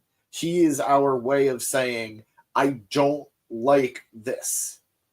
He was, and I think that's such an important dynamic here. And not enough people are going to hear that. Not enough people are going to put that together. If I'm Seth Rollins, I'm going to say something along the lines of, yeah, people were chanting your name for years. They never chanted your name during one of my matches, though. I'm sure they did, but yeah. I'm sure they did, but like, Seth was never, other than the brief instance where the babyface run wasn't working, he was never viewed as, this is the problem with WWE today. Yeah, agreed. 100% agreed. I agree with you so much. The way he spoke to people like Ospreay, the way he dealt with a lot of criticism online did not paint him favorably. But there is a version of this where you can at least respect this guy for saying, as he said, I think a week ago to Punk, this was my dream job. I had my dream job. I'm sorry I didn't throw it away because it didn't align with your beliefs. I think there's a version of that is commendable. I think there's a version of that fans can support. But I don't think another person said it. Yeah. I don't think WWE knows how to book that or write that. But I will tell you this. If Vince was in charge, Punk would absolutely be the heel here and Seth would absolutely be the face. Well, to be fair, I don't know, not to be fair to Vince, because to be fair to Vince, but like, Fuck you it. know, Vince booked the whole like Orton Styles feud around. You were wrestling in gyms while I was here my whole life, and Styles was the babyface and won the feud. Yeah. So like he understood the narratively, like it makes more sense for the big corporation to be the bad guy. Uh, so like like you're right that Seth, like the Oh. stuff about the dream job. Yeah, Seth, I mean this account's garbage, but like Seth told two lies. He did not carry the WWE when CM Punk left 10 years ago. Yes, very true. Two, he is still yet to main event at WrestleMania. Yeah, yeah, he's main evented at WrestleMania. You gotta do it with air quotes. He did, but like, you know, uh, he did he, but he was in the main event of WrestleMania, and it was a great main event. He won it. He won it. Yeah, by proxy. But like that's again one of my other bigger issues is like Wait, what are you talking about? By proxy. that. Well, because Cody won. I was talking Roman Brock. What? But When he we're cashed talking in about. When he cashed in Money in the Bank. That's technically the main event. Oh yeah. That's actually that's true. He should really bring that up more, and that like he should hang his hat more on that because nothing he'll ever do will not like I don't mean it like that, but like Yeah. nothing's gonna top that moment. So like Yeah, that's a peak. That's a peak. yeah, but like it's like Seth, you can understand where he's coming from, but it like I said, he didn't fill Punk's void. Nobody did. That's why his name was chanted for 7 years, Yep. and no one was ever like him. Like the thing to me is like Seth is closer. No, I can't even say like he's closer to Brian, but like I would appreciate a Brian Seth feud. I actually more. agree with you a lot. The work rate guy, the fighting spirit guy, because for a while Seth was that, especially like during the Intercontinental reign, the Brock feud. He was, And even just the connection there, were like, Seth was like the most featured talking head in Brian's like WrestleMania documentary the WWE made. Like he was so flip, but we're like, I hear him talk about how great Brian is all the time. I never heard him say shit about Punk. Like, bro, where is this all coming from? Like whatever. Like it just doesn't work for me, and I'm never gonna care. But like, I don't like that this feud is based off the fact that Rollins was the first fucking like thirsty motherfucker to tweet "fight me" when he returned the backstage, and that's all. That's literally why this is happening. That's why people think it's a dream match, because this dude was the fucking quickest loser to jump online and say "wrestle me" when he returned backstage. I'll give it a little more than that. I don't think that's 100% fair. Like It's, I remember, it's 90% fair though. I remember a lot of. I remember when Punk left AEW and it looked like he was coming back to WWE. Like I remember there was that interview. Somebody asked him. Somebody asked Seth. No, but people were already saying that that's the match before that, and Yeah. it's literally just because he was the quickest to lobby for a match when he was there backstage. Yeah. Because people have been talking about it like from the second he got fired, and it's like, or even before that, and it's like it's not a dream match. I'm so sorry. Like, what constitutes it as a dream match? I don't. For me, and I'm being objective, and you know how I feel about Punk and my lack of care of all things Punk. You know how I love Rollins. It doesn't seem like it, but I love Rollins. For me, there is so much story there with the fact that in storyline, Punk brought Seth into the main roster as part of the Shield. You have the idea that this was the guy who left, and then this is the guy who bootlicker, whatever term you want to call it, has been waving the WWE flag. He might not have been carrying the company on his shoulders, but he's absolutely been carrying the megaphone saying how much he loves WWE all this time. I think there is so much there. I just think, one, this got completely derailed. In a world where Punk Drew didn't happen, this would be a lot more exciting. And in a world where we know Punk Roman is eventually going to happen, this feels like the appetizer to that. Yeah. So it's hard to fully invest myself. I'm going to be rooting for Seth, even though I know he's going to lose. To go to Eric's comment, he thinks that there's an angle to close the Seth Punk match. He doesn't know if that means a Seth heel turn or a Seth heel turn on Punk, or Drew helping Punk beat Seth for whatever weird reason, or vice versa. I was talking to long lost member of the pod, Dragoon, earlier today, and he's very much pulling for, and he's not the only one. I've seen a lot of people online talk about it. A potential trio of Drew, Kevin, and Seth. Yeah, the sword where everyone's on it. And I'm into it. I don't hate the idea, but there is a part of me, and maybe it's just me being naive because I like faces. There is a part of me that would like to see Seth rise above it. That he doesn't throw his hat in with Drew and Kevin. Do I think that's going to happen? No, I think it's too easy to put him in that group for them to ignore it. I also think there's no upside to having him rise above it. Yeah. I don't know where any of this goes. I care more about what's going to follow the match than the match itself. Yeah, I want to get past it so bad. It's like, it's crazy. I think the worst part is, I'm sorry, I guess this is on Punk. I don't even necessarily think the match is going to be that good. Like, yeah, it's like, it's not going to be bad, but I don't think it's going to be like this classic. look, I hope Punk just pulls like a political move and's like, I'm squashing this guy, and then they can both move on. I don't want this to be a trilogy. It'll probably be one, but like, just spread it out. I don't want it to be like Drew, where that's the only match Punk has for months in a row. Have a match now. Have another match in the summer. Yeah. Have another match next year. Have Seth lose all of them. Because and that's my big thing is like, I love Seth. I know it doesn't sound like it, but like, he's my guy in the Shield. He's my favorite Shield member. Always has been. But like, I cannot stand the idea of him beating Punk. Any other match, I wanted him to beat Edge. I should have won that feud. Like, I want him to beat Roman if they have another match. I 100% want him to stay as the guy who has Roman's number. I want that to be the case. I do not want him to beat Punk. That to me is like, it's crossing a line, and I can't fully explain why, but it is because I don't want him being rewarded for his bootlickerness. Danny in the comments asking a question. I want to hear your answer on this. Punk picked the Shield. They were so successful that WWE put Seth the position he was in with his Money in the Bank run, which established him. Do you think Seth owes some of his career to Punk? Punk certainly, or at least character-wise, Punk certainly seems to think so.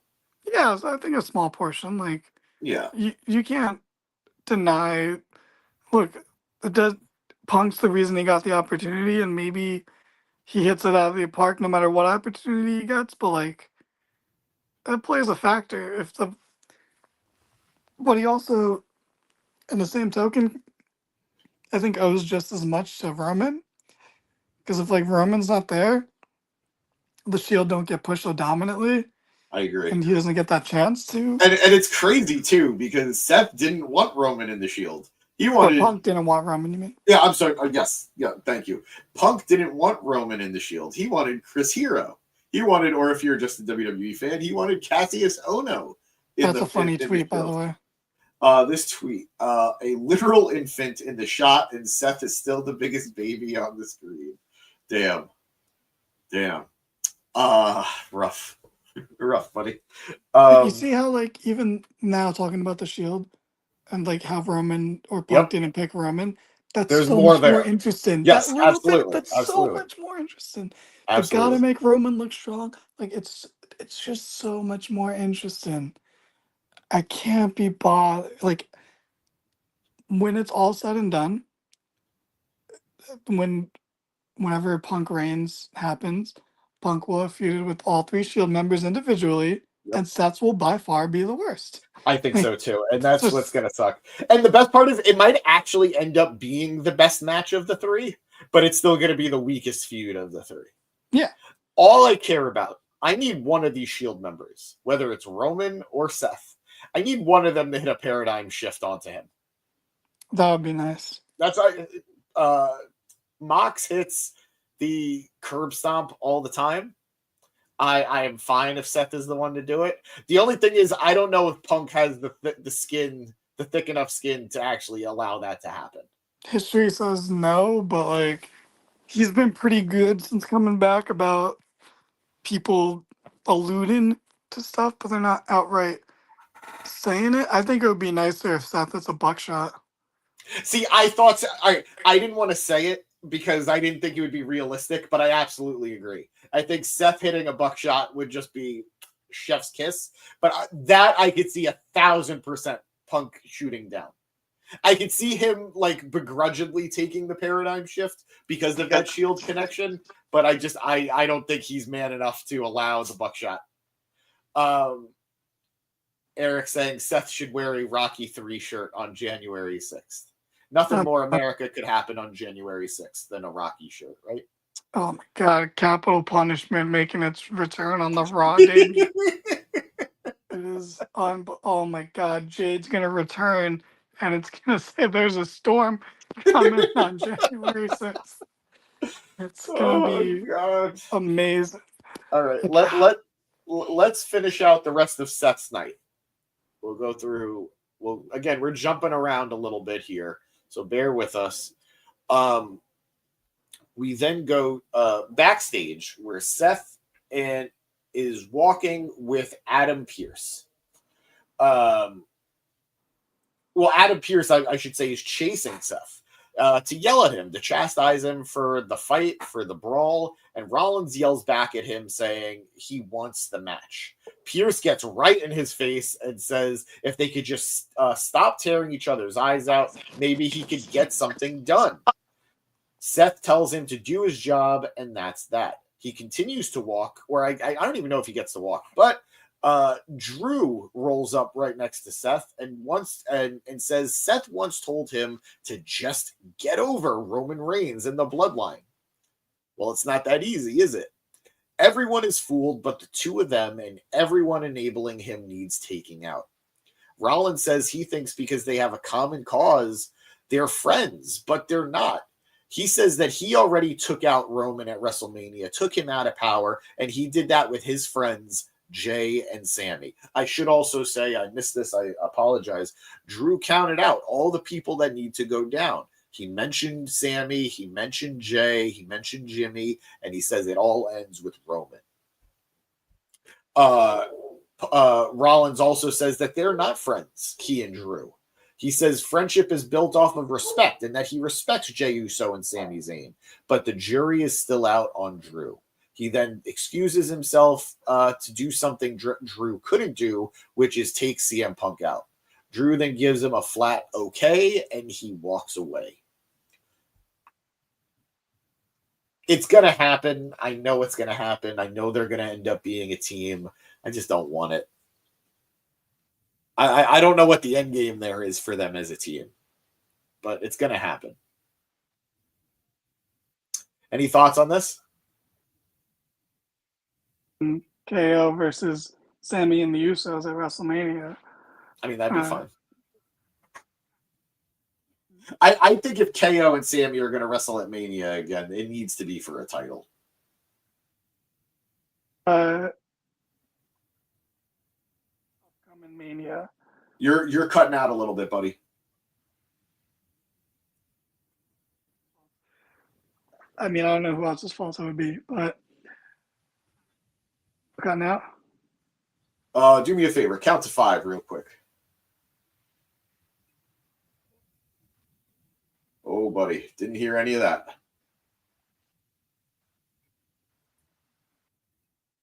Okay, while we're dealing with technical difficulties from Danny, I'll just continue on a little bit.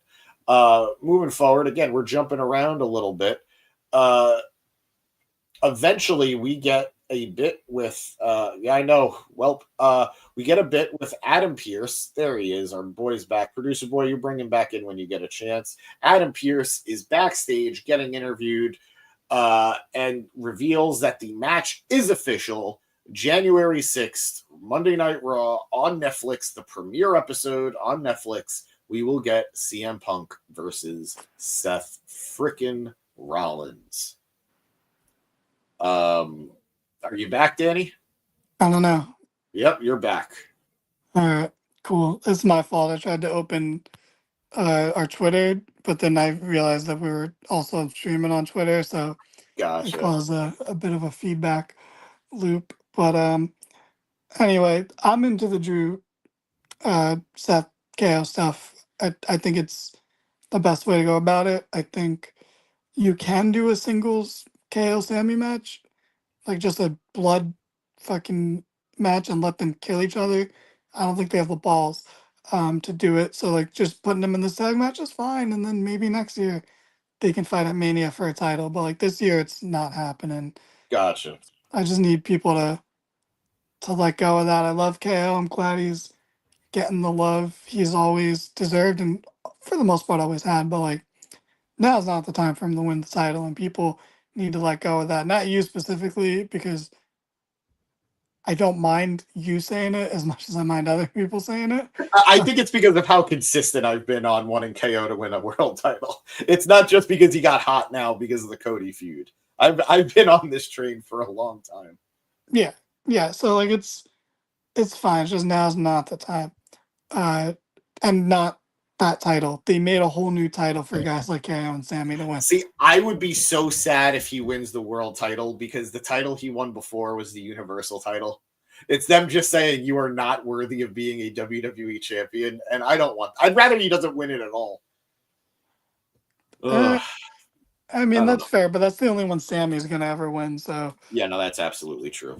There was a point in time, there was a point in history where he had a shot. Yeah, but it just didn't go that way.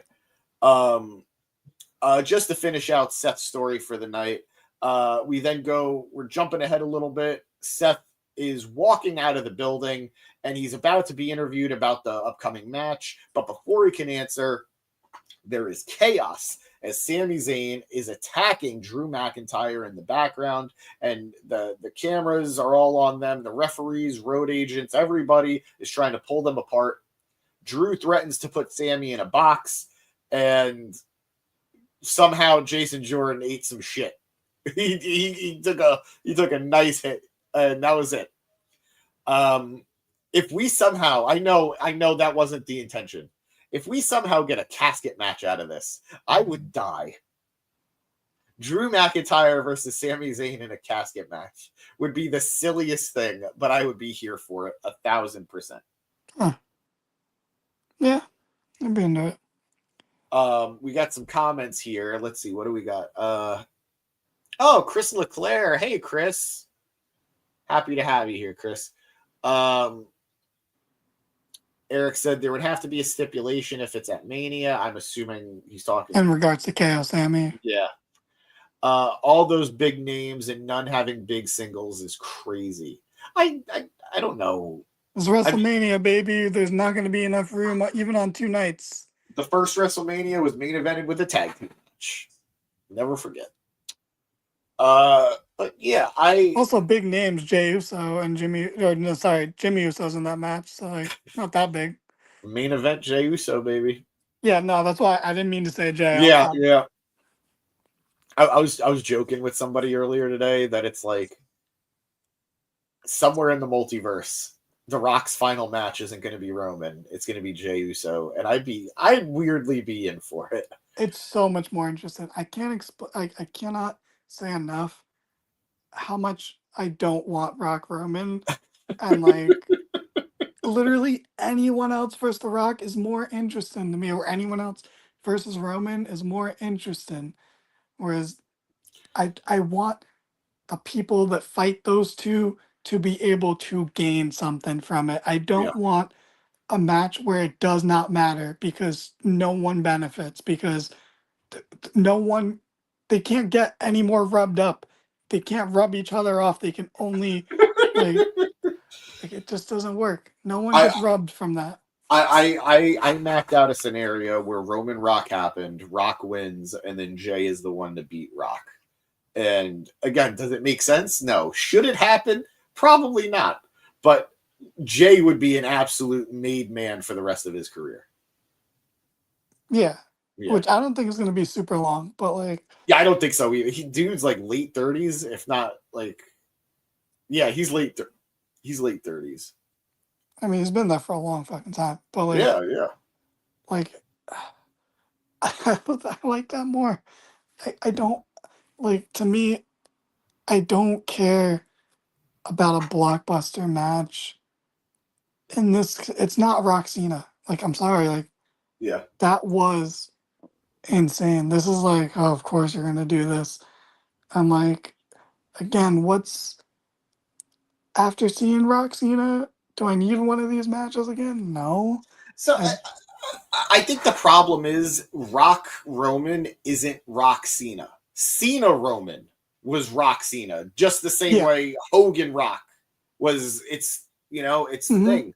And the problem is, and I've been on this train for years, WWE absolutely fumbled Roman Cena.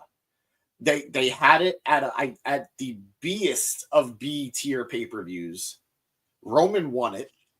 And then the Tribal Chief match also it didn't matter because Cena was already a part-timer at that point, and we knew how that was going to go. Roman never had that passing of the torch moment because there were so many instances where they tried having someone pass a torch to Roman that wasn't in the position to do it. So I think there is a point where Roman Rock would have been amazing, but we went too many years into the Tribal Chief run for it to matter at this point. I think the only year truly works is WrestleMania 37.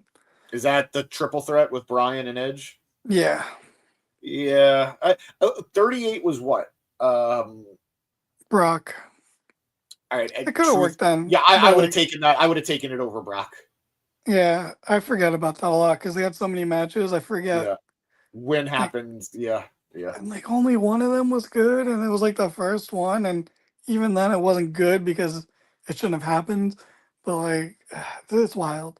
I don't want to get into the whole Roman Brock shit. Fuck Brock Lesnar. But like, I just don't care. But that's whatever. We have plenty of time to maybe talk about that, depending on how things shake up. But to me, it's like if we can't get Punk Roman because Roman doesn't want to do it, because that's the only way it's not happening, I'd rather Roman Jacob Fatu than Roman Rock. Like, yeah, I just do Rock Cody. Please have a non-Samoan beat this guy. Like, or have a non-Samoan should beat Cody for the title. But like, just follow through. Do not default and have that match main event. Because it's just, why did we do any of this if that's still main events? Like, you know what I mean? Like, no, I get what you're saying. I think realistically this year there is a very good chance of Roman Punk and Rock Cody, but Rock Roman is inevitable. I just think it might not happen in Vegas. I think it'll happen at 42, and I hope we can keep kicking the can down the road, and it just never happens. The crazy thing is, the longer they wait on it, the worse the match is going to be. Like, I don't fully understand. What up, Dev? How you doing, pal? Thank you for joining us tonight. I don't fully understand where this narrative that Rock is so injury prone came from. Like, I know he got injured in that match with Cena, but like that was a one-off. I think he is more than capable of carrying a match with... Not carrying. I know he's more than capable of having a match with Roman. But he's only getting older. I don't know why you would push it off as much as you seem to be pushing it off, WWE. But at this point, Rock Cody feels way more realistic than Rock Roman does. Yeah. And like, if if they wait another year on Rock Roman, maybe Rock will have a successful movie and forget about wrestling and we never get it, and that'd be pretty sweet. Hopefully the Moana 2 stuff really brings him in a more positive direction and he doesn't have to default back to wrestling when everyone starts to not like him, you know? And For then we, if, every Moana 2, we're getting a red one, man. I'm sorry to tell you. tell you don't gotta tell me, I think all his movies aren't good, but like, not counting kids movies, because you can't count that. But like, you know, if we push it off even more, he's probably gonna run for president, and then we just don't have to worry about this again. So like, the longer the better. Have God. Rock versus literally anyone else, and Roman versus literally anyone else. Also, Roman, I really was hoping you would stick to your word, and you said once you lost the title, you were gonna dip. But so it's neither here nor there. If we Not can to get, not to be corny, but his story is not finished. I don't think his story is finished until Jay beats him. Personally, yeah, I mean, I feel like I don't even know if there's a world where that happens anymore. But yeah, I agree with you.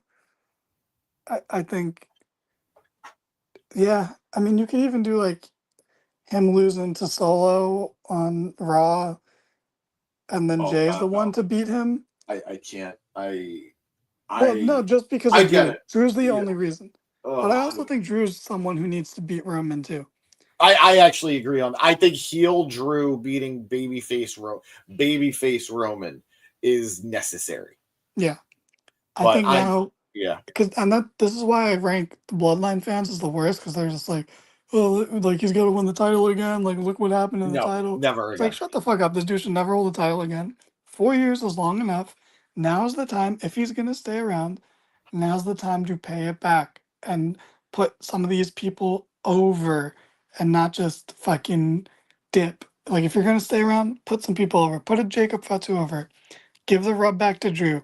Maybe even to Sammy. Like, it's not like lose. Now's the time for Roman to lose, because you gotta, all that you spent building them up, you now have to distribute that to other people. That's how this works. You cannot just only build the one guy. You need to take all the building and give it to other people. Bro, Roman's not gonna be here in 5 years. It's probably gonna be done in 2 years. Like, that's why I want to keep delaying the Rock Roman match, because I feel like Roman's gonna retire before Rock does. That would be insanity. But you might be right. Did you see Triple H talking about Roman's meet and greet situation that he Yeah, that's doesn't really 100% a lie. That's a I lie. I I didn't know how to process it. Yeah, Roman doesn't think it's right for his character to be interacting with fans. Like he probably really wants to do it, but he just doesn't think it's right for his character. Fucking MJF does meet and greets. If MJF can, Roman can. He could literally just not say a word and Yep. tell people to acknowledge him, and people would feel like they got their money's worth.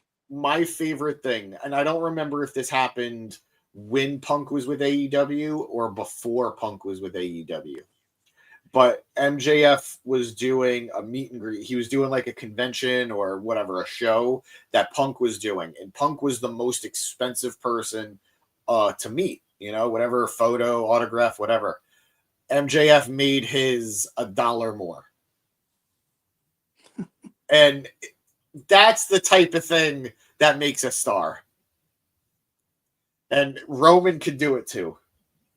I met every member of the Shield but him, and that's got to be like a cosmic slap in the face. Whatever. Like, I'm off on. I'm back to being off on Roman. I mean, I don't think I've been off for a while, but like, Yeah, you've been on that train a long time. yeah, I'm ready to move on. What else do we have to talk about? Just like the women's triple threat. A couple other little things, but yeah. Danny saying, I might be wrong, but maybe something with the leukemia medication and his immune system. It's not good for him to be close to hundreds of random people. Just a thought, maybe wrong. No, you are almost 100% right. it's something he's got to be very careful of, and that's why he was gone for the first half of like the Thunderdome era when they didn't really know what was going on, and COVID was such a scary prospect back then because everyone seems to have forgotten about it today. That's like, this is gonna sound, I'm gonna sound so fucked up for saying this, but like the most I ever liked Roman Reigns is when he dipped because of COVID. I'm like, one, like, to be a shitty fan, God, I don't got to deal with you, thank God. But more importantly, bro, to be the one of the only guys to stand up and be like, okay, no, like, I'm not gonna do this. Like, we shouldn't be doing this. It's not good for me. It's not safe for me or my family. Yeah. So I'm gonna remove myself from the situation. Like, that's the most I've ever respected him, was for doing that shit. And then he came back, decimated the Fiend, made fun of him, and won the title in a not match. And it's been all tribal chief since then. It's been 2 uphills and a lot of downhills since then, but all right, let's try to finish the night out strong here. We did get most of it. There was a Final Testament backstage segment. Shit. I wanted to actually talk about this, but go for it. Go. Do you want me to run it down, or do you just want to talk about it? I'll just talk about it because I wanted. This is a rare thing for me on the Market Down pod, but I'm gonna give him his props. Producer boy, record it. Miz has been there for 20 years. He is dumb as fuck, and he's always portrayed as dumb. This was the smartest Miz has ever been in his whole goddamn life.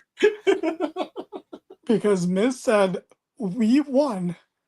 We're done, right? Like, that's it. The feud's over. We accomplished what we set out to do. Let's go our separate ways."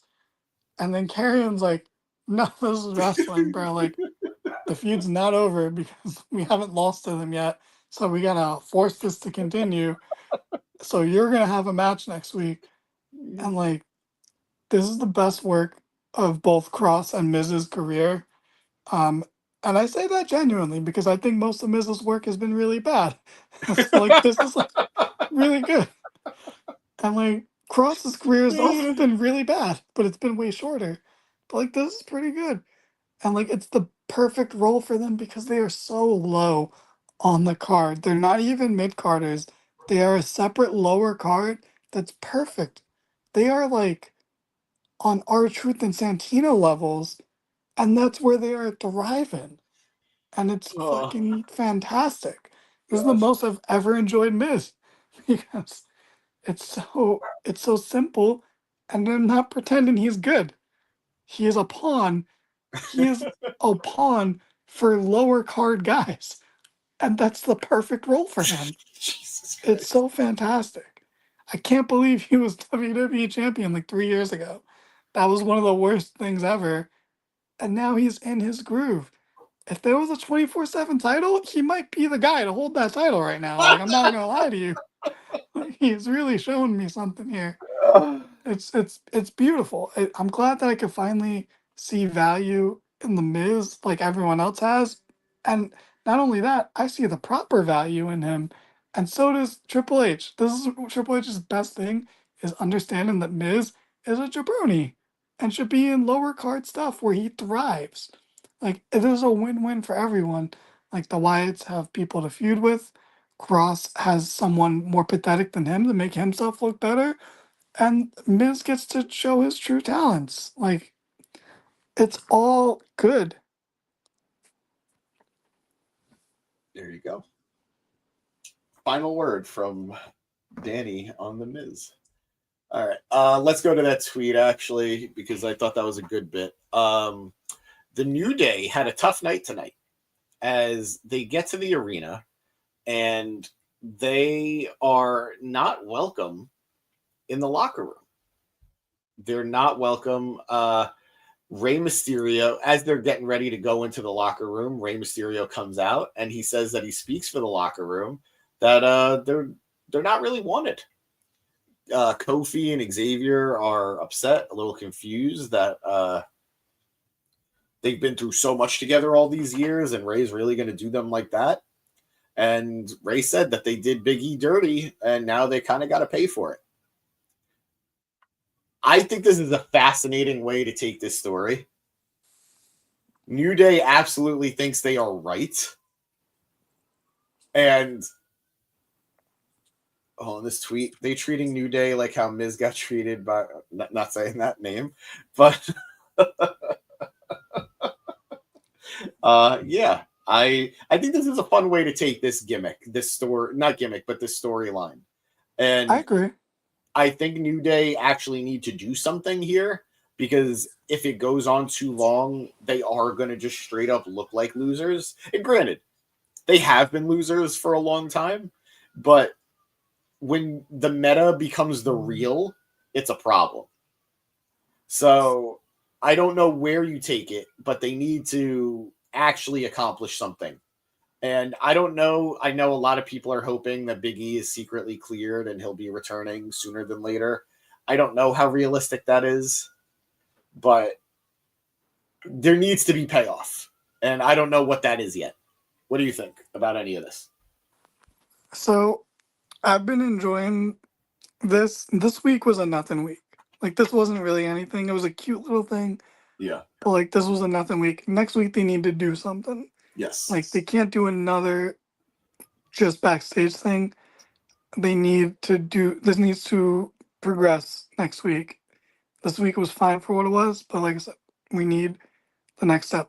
Last week, though, I thought it was fucking hilarious when they were just like, we didn't beat him up. Why are you mad at us? Like, what did we do? We just said words.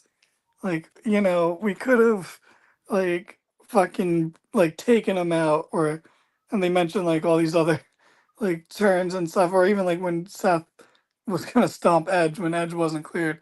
You know, it's like, he's like, we didn't do any of that stuff. Like, come on. Like, and I thought that was hilarious.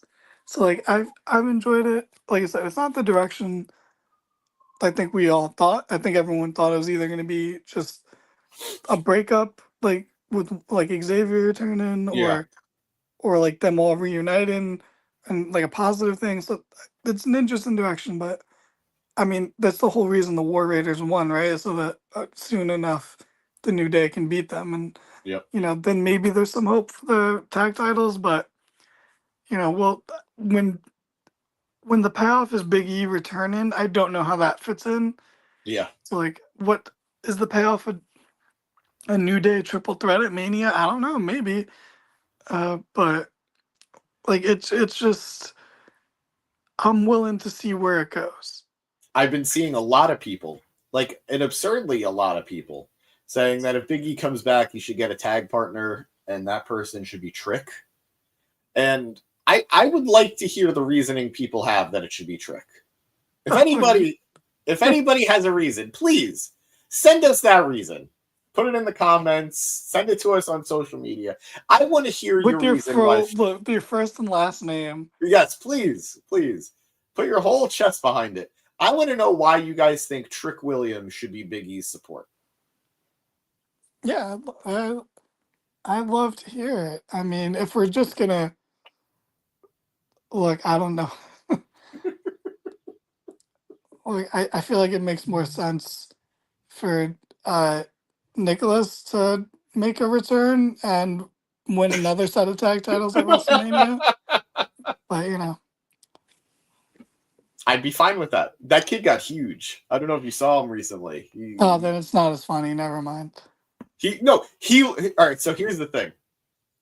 His face looks almost exactly the same, but his body has gotten really large. So it almost looks like a little kid wearing like a trench coat on top of another little kid. Vincent Adult Man? Yep. All right. So we're all here for that. Let's see. We have 2 matches we got to get through. So we'll do it quickly. We had the Intercontinental Championship match as Braun Breaker. Can I blow through this real quick? Actually, Go for it. But let me just finish. Braun Breaker defended against Ludwig Kaiser. These two are so good. They're so great. I love Ludwig Kaiser. That's my guy. This match wasn't good. This was their worst match by far. I agree. I thank you, because I felt weird not liking it, but I didn't think it was really great. It just didn't work. It's like they're both heels. I know Breaker's a little more tweenerish, but like it's just on paper it doesn't work. And then you have him working over a body part when it's like you just want to see Braun fucking explode and do great. I don't want to see Braun sell. Like shit, like bro, like out of all the guys, you don't need to use psychology, bro. I don't care. Just do your fucking thing. Like this is just not what we needed. And we've seen Kaiser have these amazing violent brawls with Sheamus. And like, why was this a more? Why am I working over his arm? Like kind of thing. Just be explosive. Just do. It did not work, and it's fine. They will probably have another match in the future. It'll be great. They'll both have matches with Sheamus. That'll be good. They'll both have matches. Like it's all fine. Just didn't work for me. I don't have really much else to say on this other than it just didn't hit the spot the way it should have. I agree. All right, this tweet: Braun Breaker climbing the ropes without any hands while selling the shoulder and giving a salute to the fans before hitting the Frankensteiner was peak. A generational talent. I really do think this kid has such a bright future. Like he is showing me. If I was younger, I would be into him. I think the way people in the '90s were on Goldberg's rise. And I'm not comparing him to Goldberg because I think he is so much better than Goldberg. But okay, what, you don't agree? I mean, yeah, but not better in like the way that matters. Like he'll never be as big as Goldberg. Of course not. But like I think he's a better worker. I think he's better at all the things. Yeah. Yes. Also, I do agree. Braun Breaker versus Jacob Fatu is gonna, like, as you said earlier, it's gonna feed families. I hate when people say that. You literally said it before. I hated it then. Okay. I will say one aspect of this match that I really did like, one bit that happened near the end or right before the end. Ludwig is doing this run around the ring, and he gets all the way around and he can't find Braun. And it's because Braun chased him unbeknownst to him. He followed him around and then hit him with a giant running, flying shoulder tackle. I thought that was a great spot. I thought that was a lot of fun. I wish it was in a better match between the two. I completely agree. But if anything, this match did have that one bit. And then he hits him with the super spear and he gets the win. Braun Breaker is still your Intercontinental Champion. All right. Let's try not to put him up against other heels, though. Yes. Because you're not going to get the result. I don't know what result you want there. If you want him to be a heel, he's just too exciting for people to cheer again, to not cheer, especially against other heels. This tweet: Ludwig Kaiser's stock has went up a lot in this TV feud against Braun Breaker. Getting almost 20-minute matches on Raw shows a lot of trust. His stock went up in his feud with Sheamus. I agree. This is a result of his stock going up. Exactly. This is a nice compliment to that. Perfect. I don't think he should be somebody who could realistically take the title off Gunther. But if he cost Gunther the title, I wouldn't mind him feuding with Gunther after Gunther loses the title. Well, I want him to win the title so that there's some sort of parallel between him and Gunther. Like I would like for him to win Gunther's title. Like I just want it. Imperium, protect them at all costs. Give him everything. Give him the Intercontinental title, and then they can win the tag titles together. And that's fine. That's great. It'll all be on SmackDown, but It's so sad how true that is. I'm gonna be really sad to lose Ludwig even more than Gunther.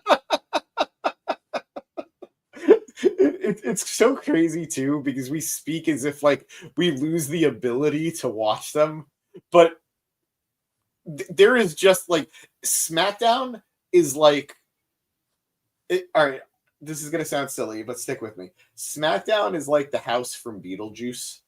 The house itself is nice enough. I don't have a problem with SmackDown. I'm not gonna watch it on a Friday night. Friday night is the sandworms outside of the house from Beetlejuice. I'm not penetrating that desert. But anyway. Not penetrating that desert? What are you, Ben Shapiro's wife?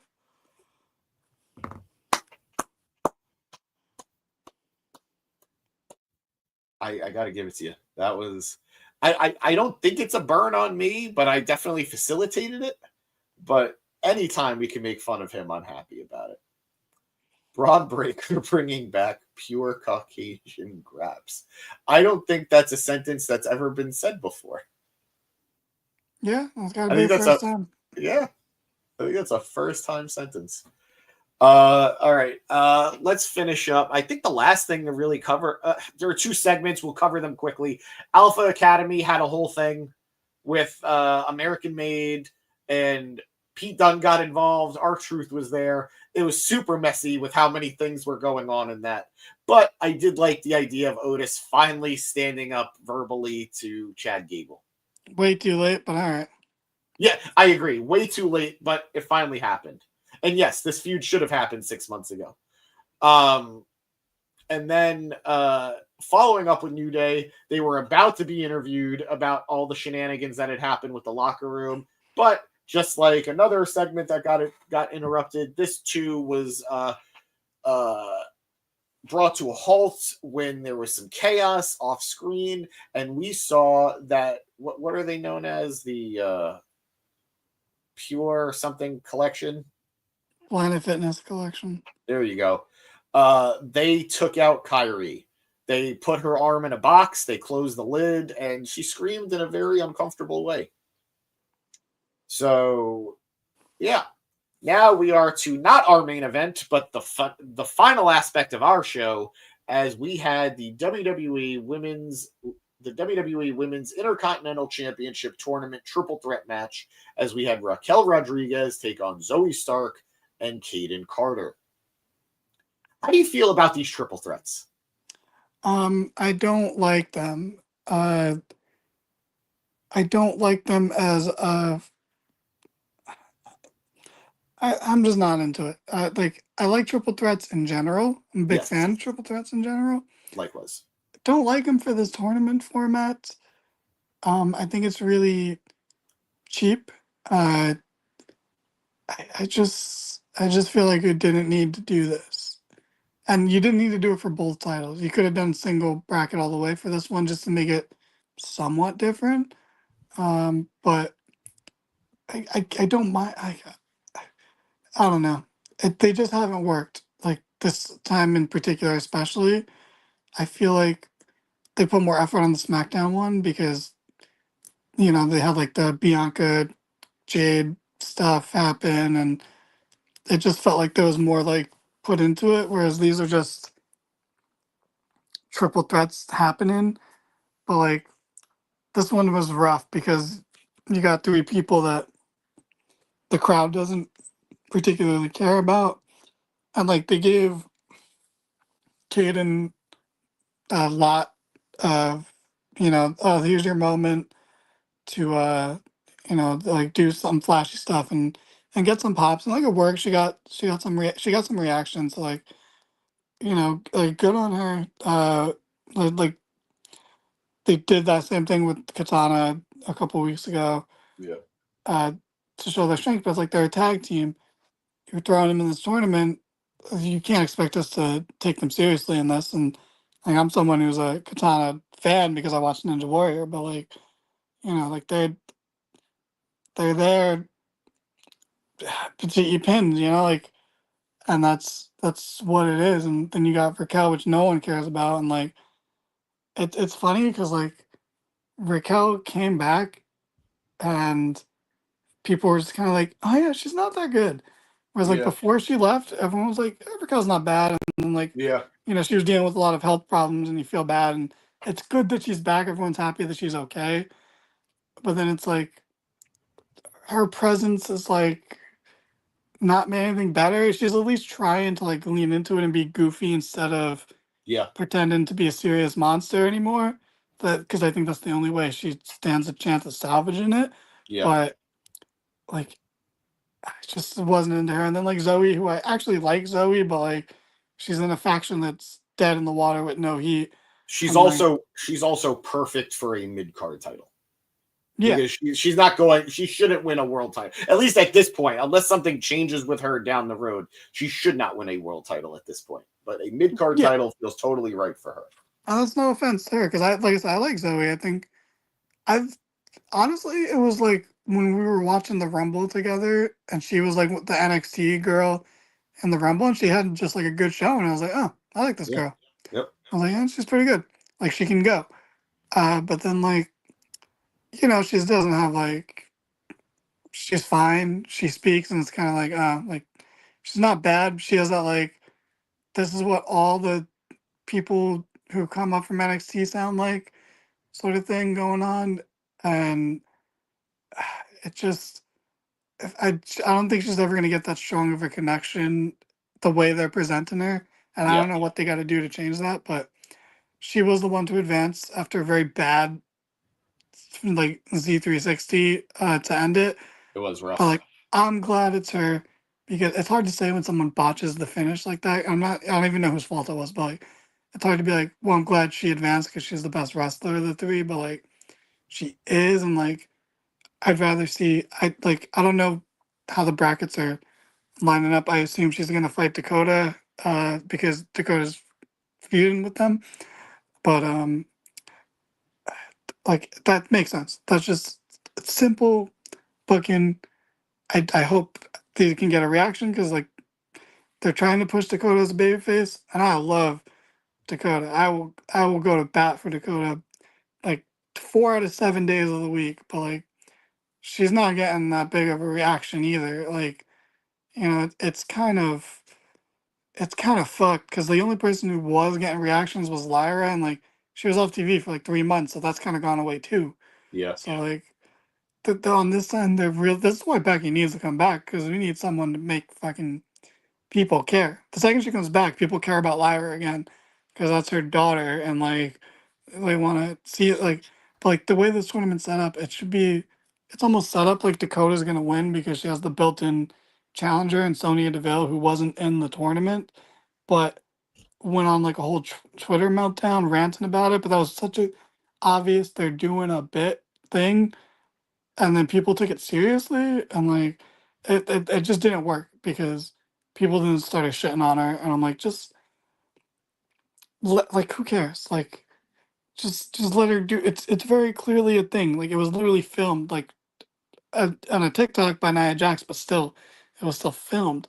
Like just like leave Sonya alone. Like I feel like that woman's been through enough. If that's what they're gonna do, that's fine. I don't think it's gonna get over, but like to me, like I still feel bad for Sonya for missing like when the one time her and Mandy made that fucking story Yeah. work and get over, and they didn't get to reap the benefits of it because of the pandemic and stalkers and other thing and injuries.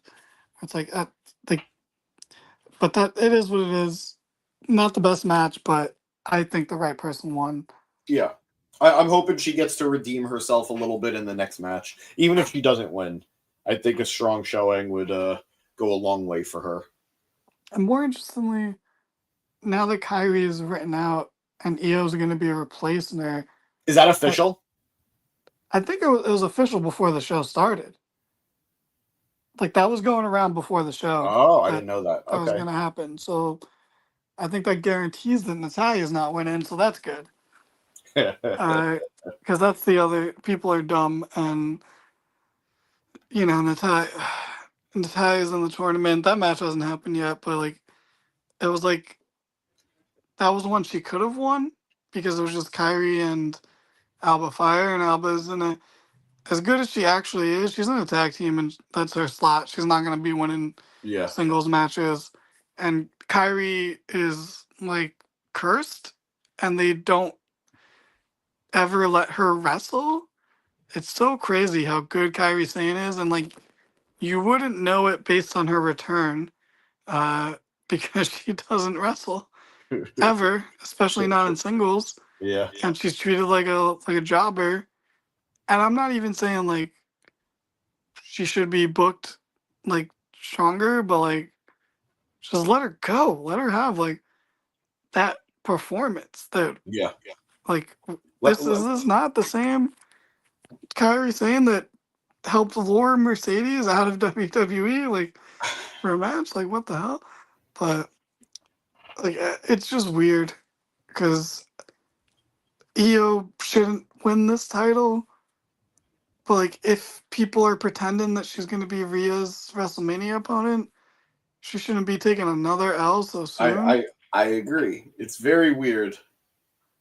Like, I don't believe for 1 second she's winning the Rumble. Like, it's like she could, but like as of right, like that's not a good winner as of right this moment. I agree.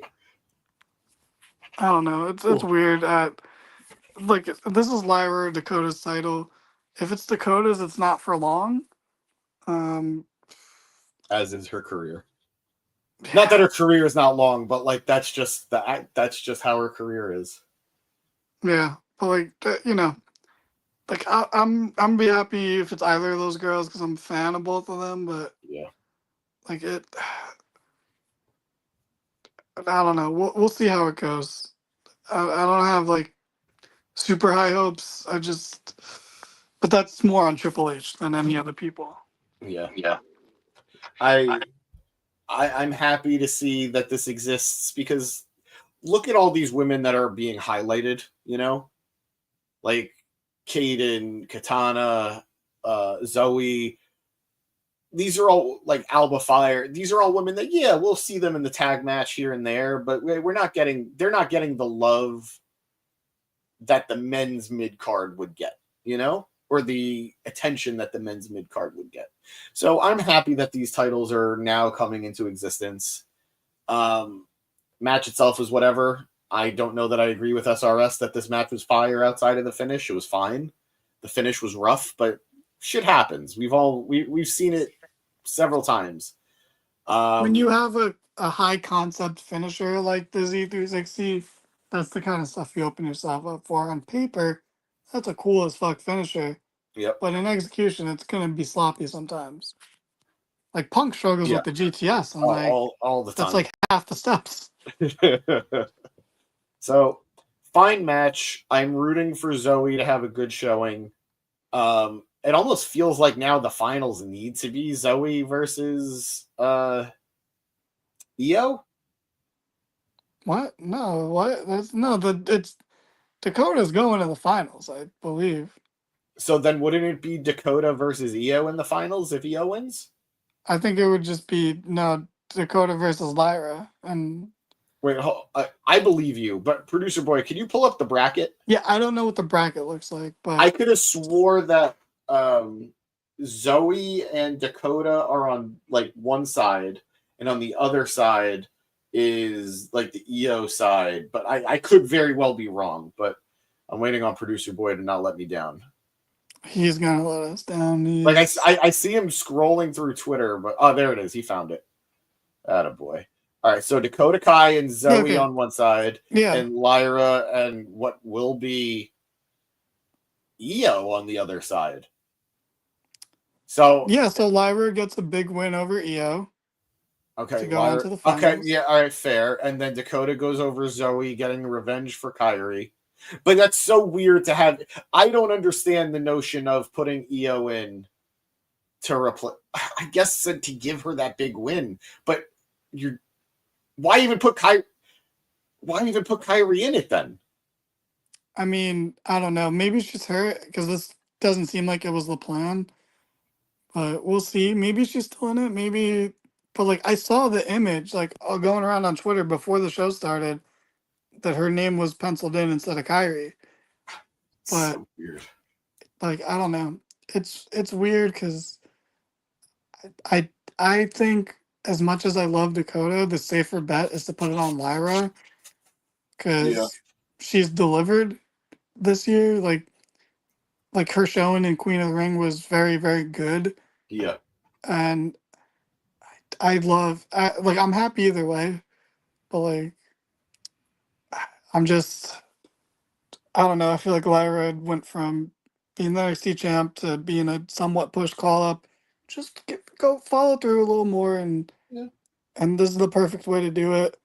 And then let Dakota chase a little more, and that could be a future thing. Like we'll see how it plays out. There's a lot of potential, especially post Mania. Eric saying he kind of thinks Danny was right. Lyra can't win because she's going to be in a Becky stable.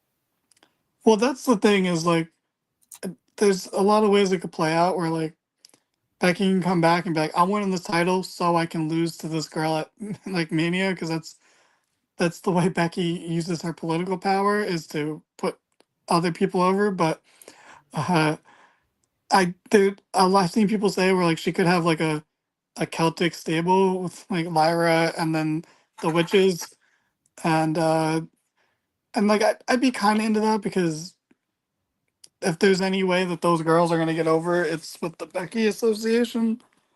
But I mean, that's an interesting way to go about it. It's like an actual women's like faction, a credible one. Like, Eric saying that Becky wants a new character, so a leader of a stable could be it. yeah, Hollywood Bex is coming, and that's not gonna work for her, brother. Like, get the fuck out of here, Liv. But yeah, that's a direction to go, especially that like I think the women's division is going to be really good in 2025. It's just right now it's a little muddy and messy and slow going, but it'll get there. So like that's Eric asking, how do you make the stable credible without giving Becky the title? you just give her the title. What's the problem? Like, what the fuck? There's no, you don't have to, by having them beat people like it. Like, I don't know. Like, that's the thing with Becky's comeback is like there's multiple directions you can go. She can come back and beat the shit out of Liv for saying she retired her for so long. Or I pitched the idea that she can beat Nia for the title and then get cashed in on at Mania by Tiffany Ooh. to get Ooh. her win back over Becky in a way that protects her while giving the women a cash in at WrestleMania, and like going on that route. Because look, Nia Jax had a great year, and that started with her match with Becky Lynch on day one. Yeah. Like, so you can go back to that. You can go the Liv route, or you can go a completely different route with the stable, like Eric and other people have been saying. It's like there's options, and whereas like see how exciting that is. Whereas like compared to like Charlotte, where it's like who's gonna come back and go into the title picture? It's gonna be the same old shit. Where it's like nothing ever changes, no one ever evolves. Like it's like we're just the idea of Becky coming back is like, oh, the women's division is gonna get better. Where Charlotte coming back only makes Charlotte look good. And that's the excitement of the potential return. And who knows what the rosters are gonna look like. Like Becky's gonna be on Raw because it's gonna be the Netflix show. So of course she's gonna be there. I don't know. Eric saying Charlotte and Becky are going to return the same night. I said that like a week or two ago. They should do the Adam Cole, Bryan Danielson thing. Yeah, that'd be funny. Like fuck the Rumble. Like, fuck the Rumble for those returns. Do it on the same night, and then have them like Bryan and Cole never feud or fight. Just have that be a cool thing, and then it's never about them. They never actually go at it, because as much as I think it's been long enough where you technically could do the match again, I don't need it. I'm still good. Yeah. Like, have them. I know you were just saying fuck the Rumble. Have them come in at 1 and 2 apiece. Yeah, you could do that too. Like that would be fun. That way you get a little bit of everything. They wrestle a little bit, but then it gets distracted by a third person and a fourth person and so on, and then imagine them being the two anchors carrying the Rumble. Like they make it all the way to the final two. Well, let's be real here. Like Charlotte's probably gonna take a nap and like come back. Yeah. But it's cool. Like I'll be interested in Charlotte's return for about 5-10 minutes, and then I'm gonna shit on it. Like no matter what happens. How long has she been gone at this point? Like a year and a month, I think. That's crazy. I wonder if this is the longest. And like, I wonder if this is the longest we've gone without her. Yeah, definitely. Wow. And this one, when she comes back, that's why I'm like, I'll be reasonable. Like, I'm glad she's gonna come back from this injury. But, like, I haven't missed her. And I haven't missed her at all. I feel bad saying that because you don't want anyone to be hurt, but like no, it's not like, and I'm glad again, but she's gone all the time. So this isn't new. It's not like, oh my god, she got hurt and now she's gonna be gone for a long time. It's like Yeah. She got hurt and she's going to be gone again because she's always gone for months and comes back. And like people never talk about it. They never like point it out or like that's one of the many things to hold against. Like she does the Roman Reigns thing that people complain about Reigns. Like she's been doing it longer. She goes away all the time. And I think maybe one other time was for a minor injury. She just dips for a while, comes back, wins the title, puts no one over or in any meaningful way, and then dips again. Like it's weird. And like I don't know. I feel like with a lot of all the political stuff coming out with Ibu last week, I feel like people aren't talking enough about how it was because of her that the match at WrestleMania was Ronda versus Charlotte and not Charlotte versus Sasha Banks. Like, Yeah, it's crazy. like that was a bad call. Like that was bad. Uh, it is what it is. But like maybe this time it'll be different, and Charlotte's presence will help the women's division and not just Charlotte. But I'm rightfully skeptical.